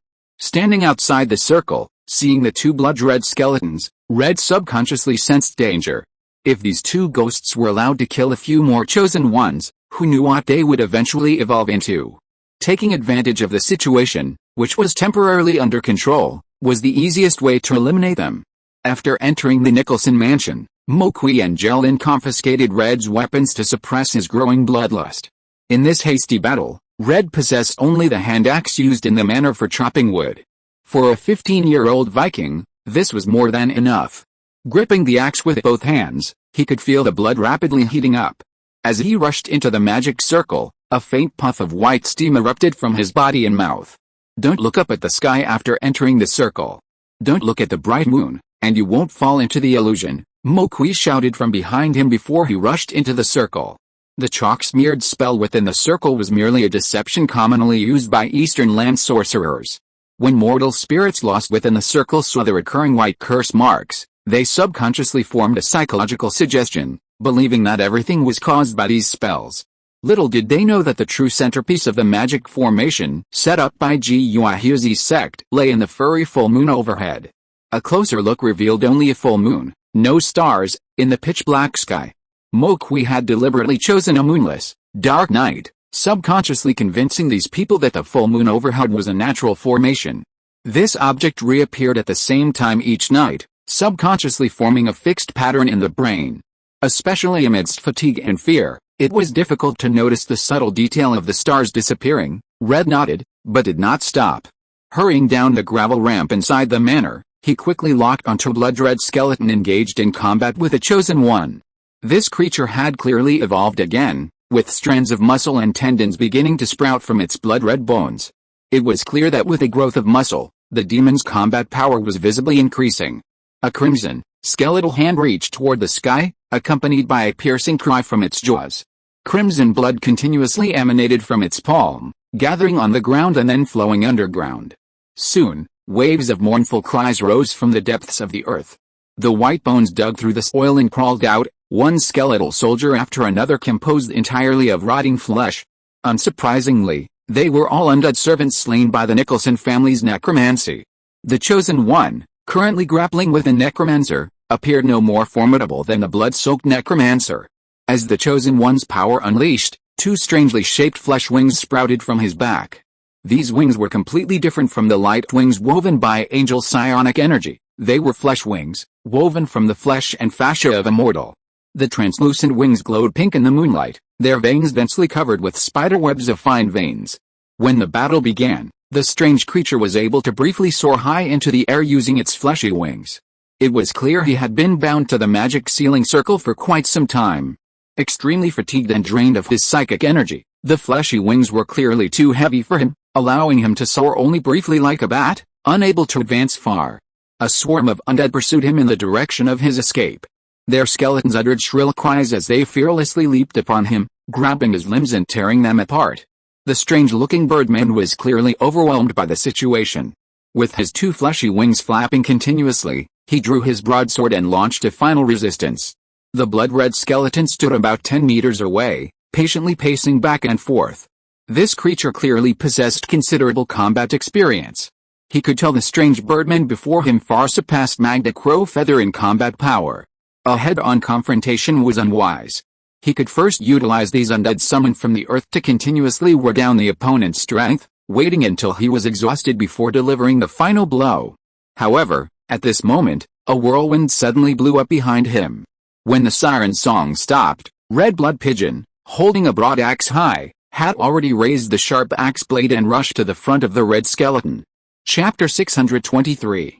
Red followed Jelin as he led a life of laboring labor in the western continent. Jelin constantly shuttled him between the mansions of nobles and merchants. Like all ordinary people in the western continent, he toiled daily for food. Raised in this environment, Red had never received a single day of combat training. Never mind donning armor and wielding a broadsword like a knight. Even the art of farming, absent a father, was untaught. But this had no impact on his future development. At the age of 12, when he first emerged from the manor and took up his broadsword, he tracked down Prince XX, piercing a guard's chest with his broadsword and ultimately decapitating the prince. With the same deftness as slicing a steak on a plate, he mastered the art of combat. When the members of a suffering tribe, forced by circumstances to take up arms daily for survival, battle eventually became a shared national memory embedded deep within their genes. This memory persists, even with the changing landscapes and upbringings. It remains forever, waiting to be awakened. Rend was the last descendant of the Blood Pigeon tribe. The boiling blood surging within him granted him, through a divine gift, combat prowess far superior to his peers. This power required no thought or cultivation, hidden within his intuition and subconscious. A moment's awakening would ignite like wildfire. As he sprinted towards the crimson skeleton, Rend unsheathed his great axe, striking first at its vulnerable knee joint with a thunderous blow. The necromancer, newly embodied, was clearly unprepared for the sudden appearance of an axe-wielding youth behind him. Hastily parrying with his broadsword, he underestimated the speed of Ren's axe. Though merely a wood-chopping axe, in Ren's hands it possessed a sense of ancient, majestic, and desolate quality. The axe struck the necromancer's knee joint with pinpoint precision, even before the broadsword reached him. Even as muscles and tendons began to grow from the crimson skeleton, the axe still pierced the knee firmly. The necromancer let out a painful cry, inevitably losing his balance and stumbling to the ground. The ancient spirits hidden in the manor's dark chambers were no pushovers either. His brief loss of balance didn't cause him to panic. The moment he fell, a hand wrapped in crimson sinew reached toward the sky, gathering a dense psychic energy in a circle. The vortex quickly dissipated, flowing into the soil beneath its feet. Waves of wailing echoed again. The undead spirits dormant beneath, summoned, dug their way out of the earth. The Red family had only been in the manor for a day, and his job was to till the soil and weed.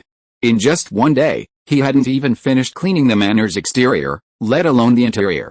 He could never have imagined that the central courtyard of the Nicholson mansion harbored such a vast undead population. Even more terrifying, 72 years prior, the entire manor had been slain by the Crusaders. During the Nicholson family's time there, countless mortals had been lured into the manor, brutally murdered, and then transformed into controlled zombies. Despite being surrounded, Red's gaze was piercing, without a trace of fear in his eyes. He calmly raised his axe. The simple woodcutter's axe swung in a desolate, ancient circle, striking with pinpoint accuracy at every undead that emerged from the earth. The reinforcements summoned by the necromancer, expended with psychic energy, were instantly neutralized in a single strike by Red in a single second. Even though the Nicholson family spirits had lingered in the mortal realm for centuries, this seemingly foolish and sophisticated martial art was new to him. Just as a newborn baby cries and suckles, it learns to speak and chew food as it matures. Many instincts ingrained deep within one's genes need no instruction, they acquire them naturally over time. For the Vikings, whose every ancestor was a warrior, their children could kill with a blade the moment they picked up their weapon. This was not uncommon in Scandinavia. But Red was clearly even more powerful. The remnants of Olaf the Bloody Conqueror's bloodline had been fully awakened within him. Everyone knows how to stuff bread into their mouths, chew, and swallow. For Red, the same goes for slicing 6 undead with a single blow of his axe. Despite his power, the necromancer couldn't maintain continuous spellcasting.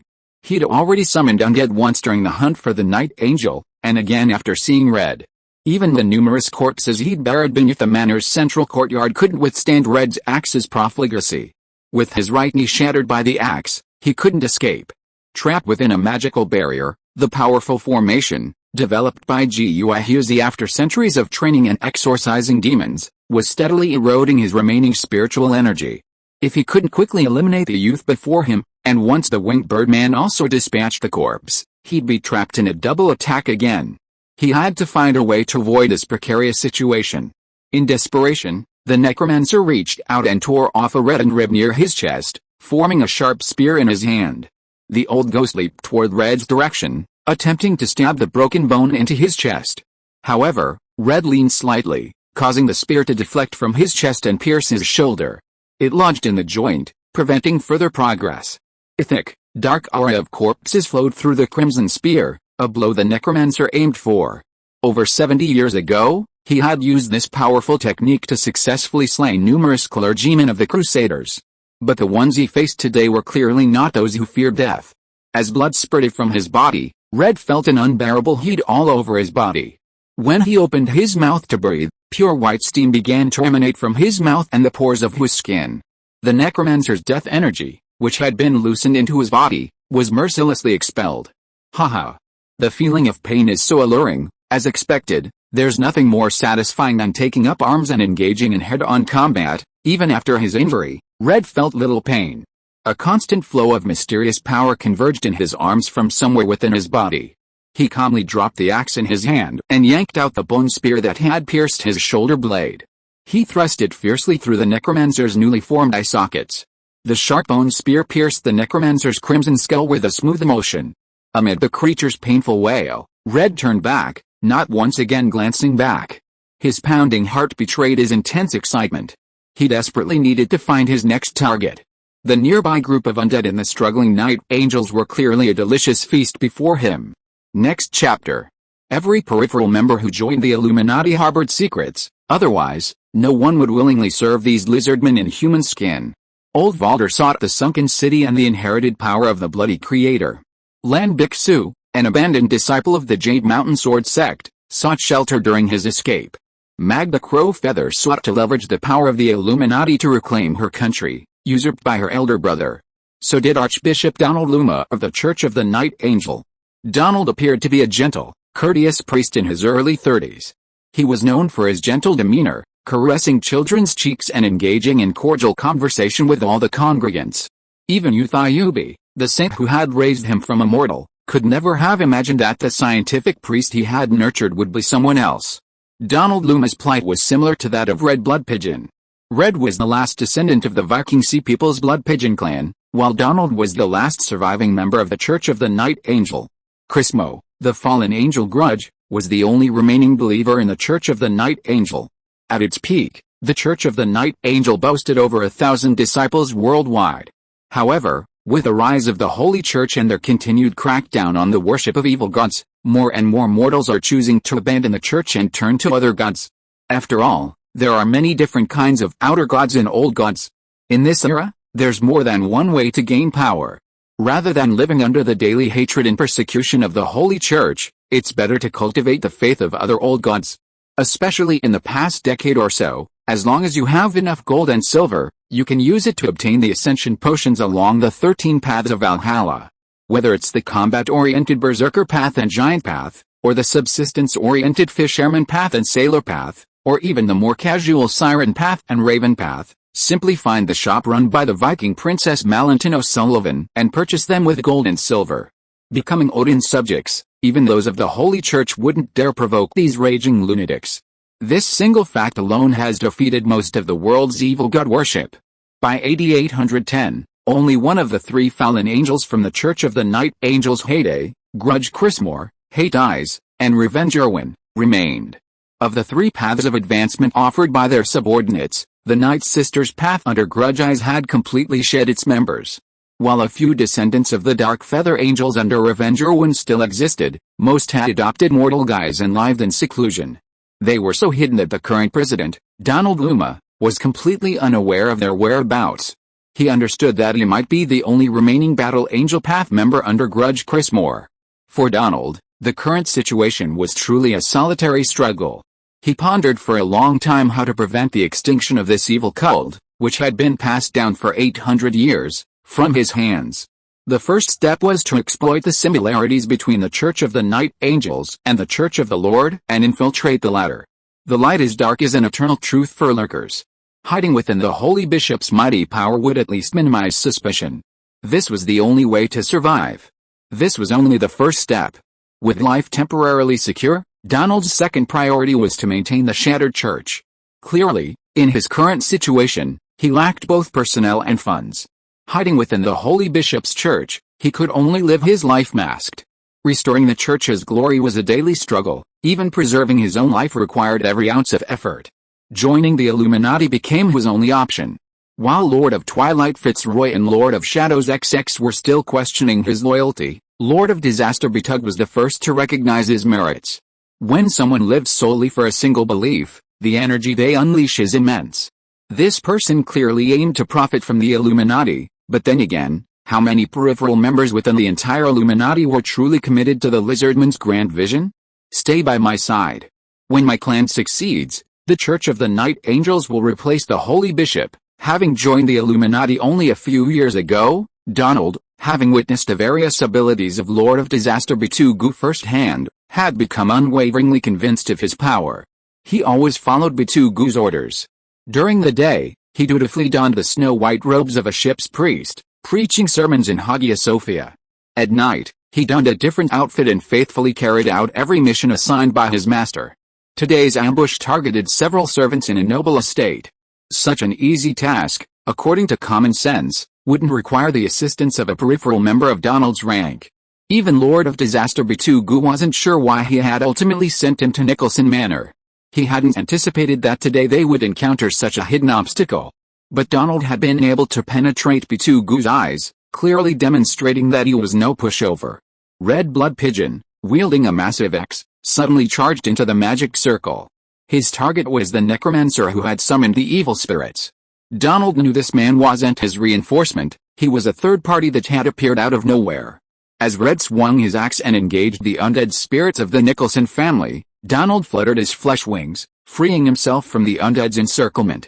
After a brief moment of lift, he harnessed the divine power granted by the War Angel to soar into a large tree, hanging upside down from the trunk like a bat.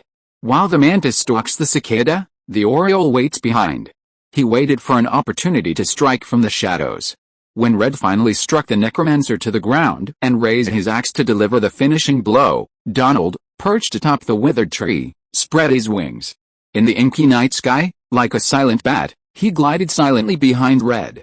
Then, with a sleek stroke of his dagger, he pierced Red's chest. Chapter 624. Mokwi clearly hadn't anticipated the sudden appearance of several Illuminati members during tonight's meticulously planned ghost hunting operation. The three Illuminati leaders were equally unprepared for the Eastern Steward's casual entry into Constantinople, employing a handful of servants in just one afternoon, to possess such prowess. Even more bizarre was the fact that Mokwi had chosen today to launch his operation, releasing the ghosts of the Nicholson family hidden in the wine cellar. Unpredictably, the three factions were embroiled in a battle, a test of resilience. Of the four Illuminati members, Magda Crowfeather wasn't particularly adept at close combat. With her psychic energy drained, the necromancer first sought out her vulnerable position, dispatching and devouring her. His second target was Cold Gilbunder, the drowned pathfinder of the cult of Dagon, known for his deadly aura. The sea god Dagon's role on land is inherently limited, and the cult of Dagon's combat power relies on numbers. He arrived at the Nicholson family estate to make up the numbers, and could never have imagined falling into a magic circle and being attacked by evil spirits.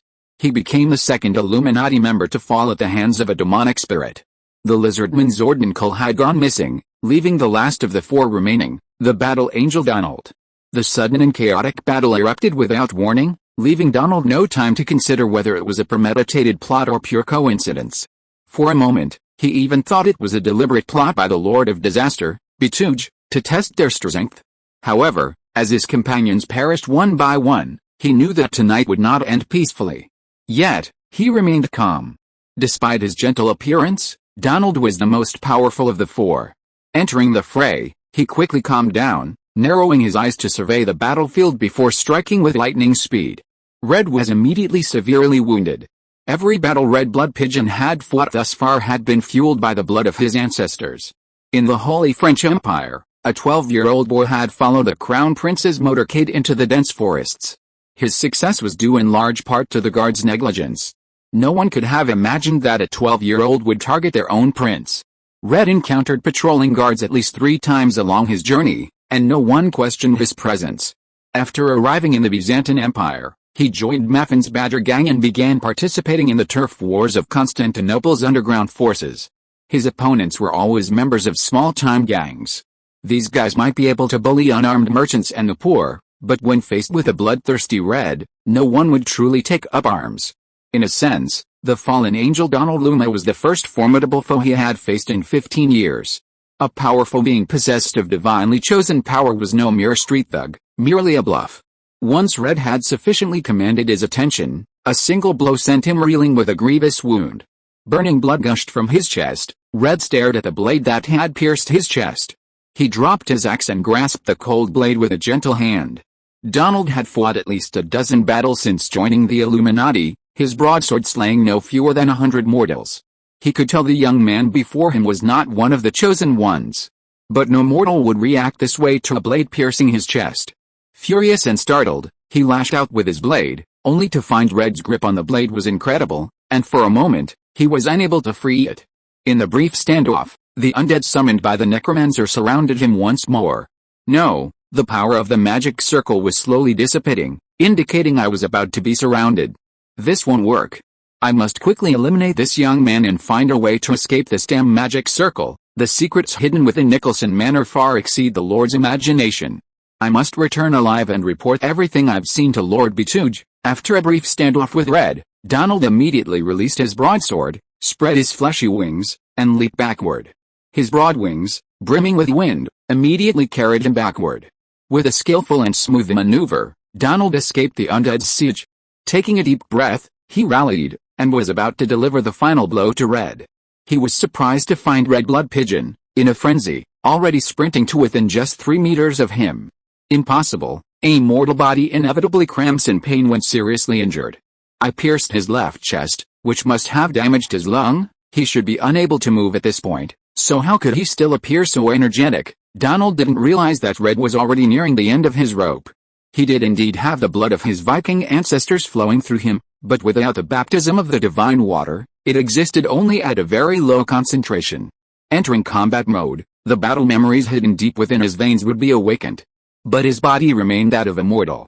The thin boiling blood could suppress the pain to a certain extent, allowing him to maintain a considerable degree of combat capability despite his injury. However, the fact that a damaged lung was causing insufficient oxygen to the entire body was undeniable. Red's body was still steaming. He didn't feel much pain, but he was aware that his hands and feet were gradually growing cold and numb. Despite his inexperience, his mind seemed perfectly aware. When the chill transformed into convulsions, that would be the moment he was completely incapacitated. He had to act immediately. To maximize the remaining energy within his body, he had already discarded his woodcutter's axe. He hadn't even drawn out a broadsword that had pierced his left chest and lodged itself in the bone. Seeing the winged birdman from Bisheng closing the gap, Red sprinted past him, then swung his fist, using every ounce of his strength to smash into his face. The close combat unfolded in a momentary flurry, and Red had no idea what was driving his counterattack. But it was clear that his counterattack was effective. Donald had clearly not expected this unassuming young man to unleash such courage in such desperate circumstances. Caught off guard, his brain, struck by Red's all-out punch, was momentarily stunned. "Damn it," Donald cursed, spewing out 2 broken teeth. "I can't believe it. I never imagined that my true form, hidden for decades, would be forced out by a half-grown child in this dilapidated manner. I didn't mean to kill you all. You forced me to do it. The magic sealing circle had completely dissipated, and the surge of spiritual energy returned to Donald's body. Taking advantage of Red's brief moment of exhaustion, he took a deep breath, and one by one, black feathers rapidly sprouted from his smooth flesh wings. Fueled by the rich spiritual energy, wisps of black mist rose from his feet. His eyes, radiating crimson light, made him look like a demon crawling from a pitch-black hell. He stretched his palm toward the sky, and a pitch-black spear condensed from the air appeared in his hand. It was a weapon condensed from spiritual energy. Mortal, feel the terror of hate charisma. Donald raised his hand to raise the spear, but at that moment, a pair of sturdy hands reached out from behind, grasped his head, and gently twisted it. After twisting his head 180 degrees, he saw a burly figure in an apron. Who the hell was this? Donald was filled with questions, but now he had no answers. His neck was suddenly broken by the immense force, and even after transforming into his full battle angel form, he was powerless to recover. The attacker, appearing out of nowhere, clearly didn't give him a chance to speak. After twisting his neck with immense force, a cold blade pierced the fractured bone with pinpoint precision. Smoothly slicing through the flesh and tendons, Donald's furious head was removed in just 3 seconds. Donald Luma, a peripheral member of the Illuminati and the last Archbishop of the Church of the Night Angel, had perished within the Nicholson Mansion. Chapter 625. After the battle, Mokwi slowly put away a silver disc in his hand.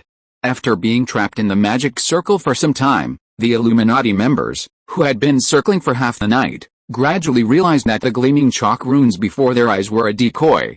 The true centerpiece of the magic sealing circle was the furry full moon in the sky. Mokwi chose a cloudy night to hunt demons and exorcise ghosts precisely because the dark clouds above would obscure the true moon. Only then could the flowing light seal in his hand transform into a false moon hanging in the sky. Since leaving Guihuzi's side, today was the first time he had used this magical instrument inherited from his master. The initial impact was truly remarkable. After putting away the seal, Mokwi turned and looked at the 4 chained necromancers. After all, they had not devoured enough humans to form a body capable of sustained combat. Now, the necromancers sat silently, back to back, like puppets without control. 2 mahogany daggers, inscribed with a Donglufufu seal, pierced through the newly condensed hearts of the 2 evil spirits, successfully suppressing all 4's psychic energy. Despite physical and mental exhaustion, Mokwi still felt an indescribable sense of relief. Although tonight's ghost hunting operation had encountered a number of unexpected twists and turns, the final result was ultimately a smooth one. His next step was to refine the 2 evil spirits into edible elixirs while they were still alive. All magical potions are formed by transforming one form of pure psychic energy into another form that can be easily absorbed by the human body. Thousands of years ago, Zuyan of Qi discovered that the ghosts forcibly retained in the human world were composed entirely of pure psionic energy. After long research, he developed a technique to refine the ghosts' essences through sorcery, which later became known as the demon refining technique. After centuries of development, by 810 AD, yin-yang masters were no longer content with simply throwing ghosts into a cauldron when refining elixirs. After centuries of in-depth research, each elixir requires patient identification of the demon before smelting, while also incorporating a wide variety of other demons, herbs, and even the remains of ancient gods. This is the only way to maximize the hidden potential of all raw materials. This requires a vast accumulation of knowledge and exceptional computational speed. The inestimable value of an excellent demon sealer lies largely in this aspect. Among all the disciples of the yin-yang master Ghost 2Z, Mokwi's practice of formations and talismans is relatively advanced, but his alchemy, which requires a higher level of skill, is rather mediocre. Over 30 years ago, it was at this stage that Master Ghost 2Z failed in his attempts and ultimately expelled him from his fold, reducing him to a mere nominal disciple. After unloading the copper pot repurposed from the furnace, Mokwi rubbed his hands and pulled out a talisman bearing the symbol of fire from his bosom. I don't have many spiritual roots to begin with.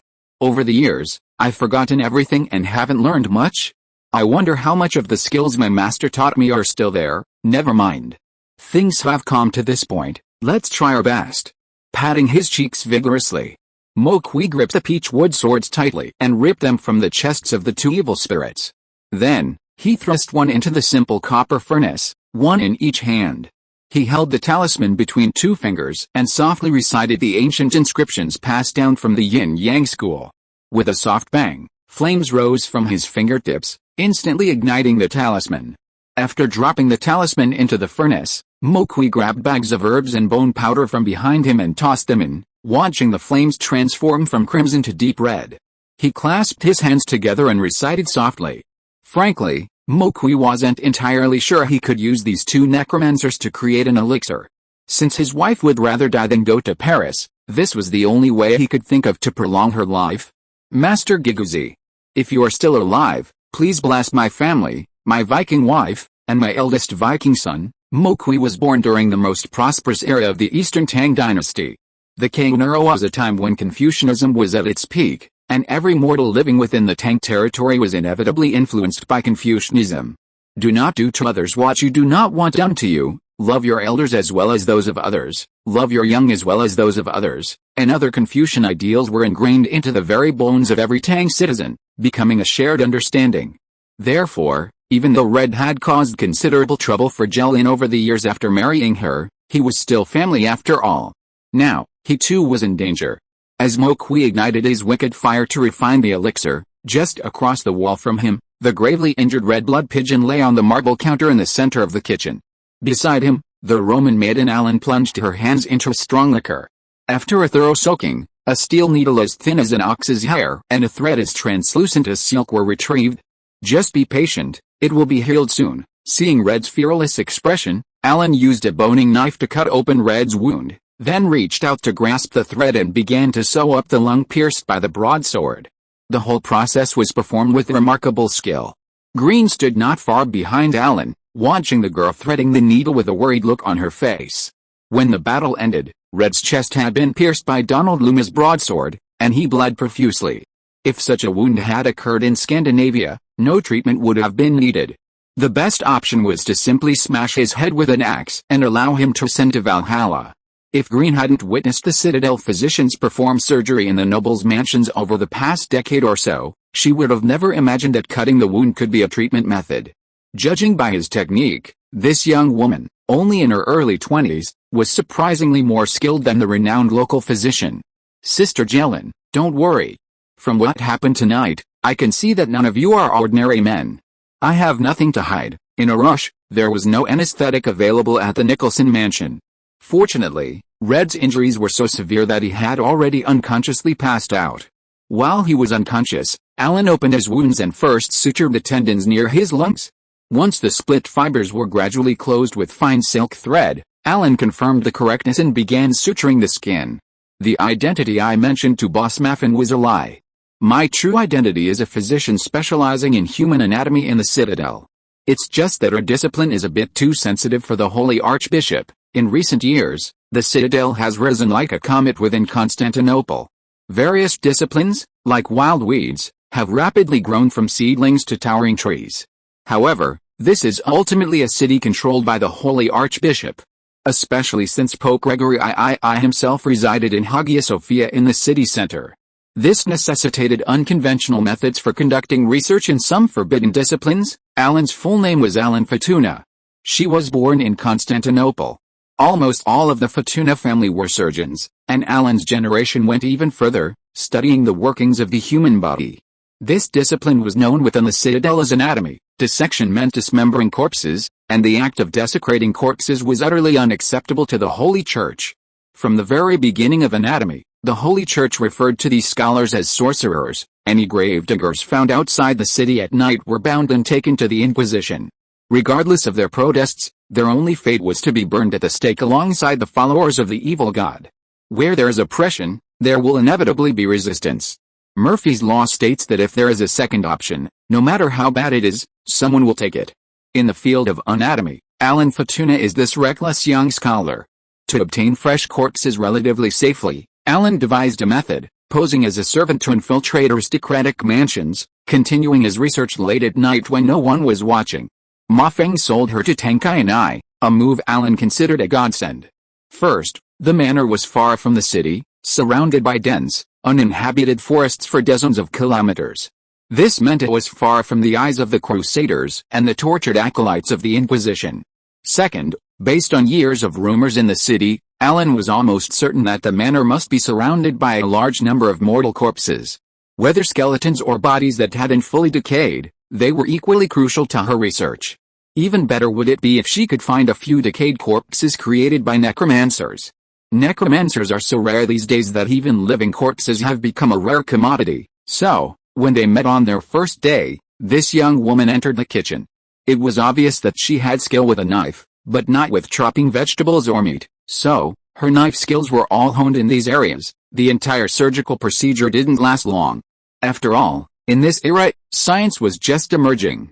Almost all branches of the natural sciences were still in their exploratory stages.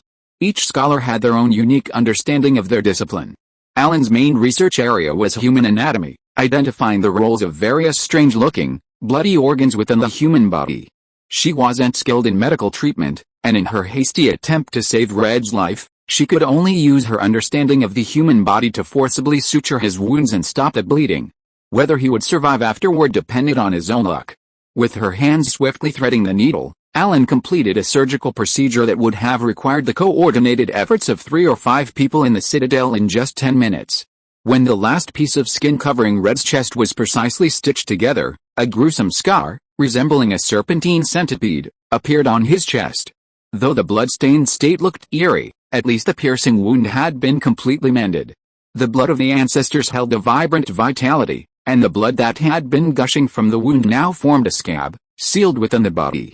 Although Red lay pale and gasping for air on the kitchen counter, his life had been saved for the time being. The operation didn't take long, but once it was complete, Alan, dropping her needle and thread, felt a wave of dizziness. After all, her main job wasn't a doctor, but a degree in ergonomics. Today's hastily performed surgery had, in a stroke of luck, saved a life. It was a miracle, of some magnitude. End of this chapter. Thank you so much for reading until the end. Don't forget to give it a like. Looking for more exclusive content and immediate access? Subscribe to our Patreon. Remember, every like, subscription or donation encourages us to continue. Thank you all. See you in the next video.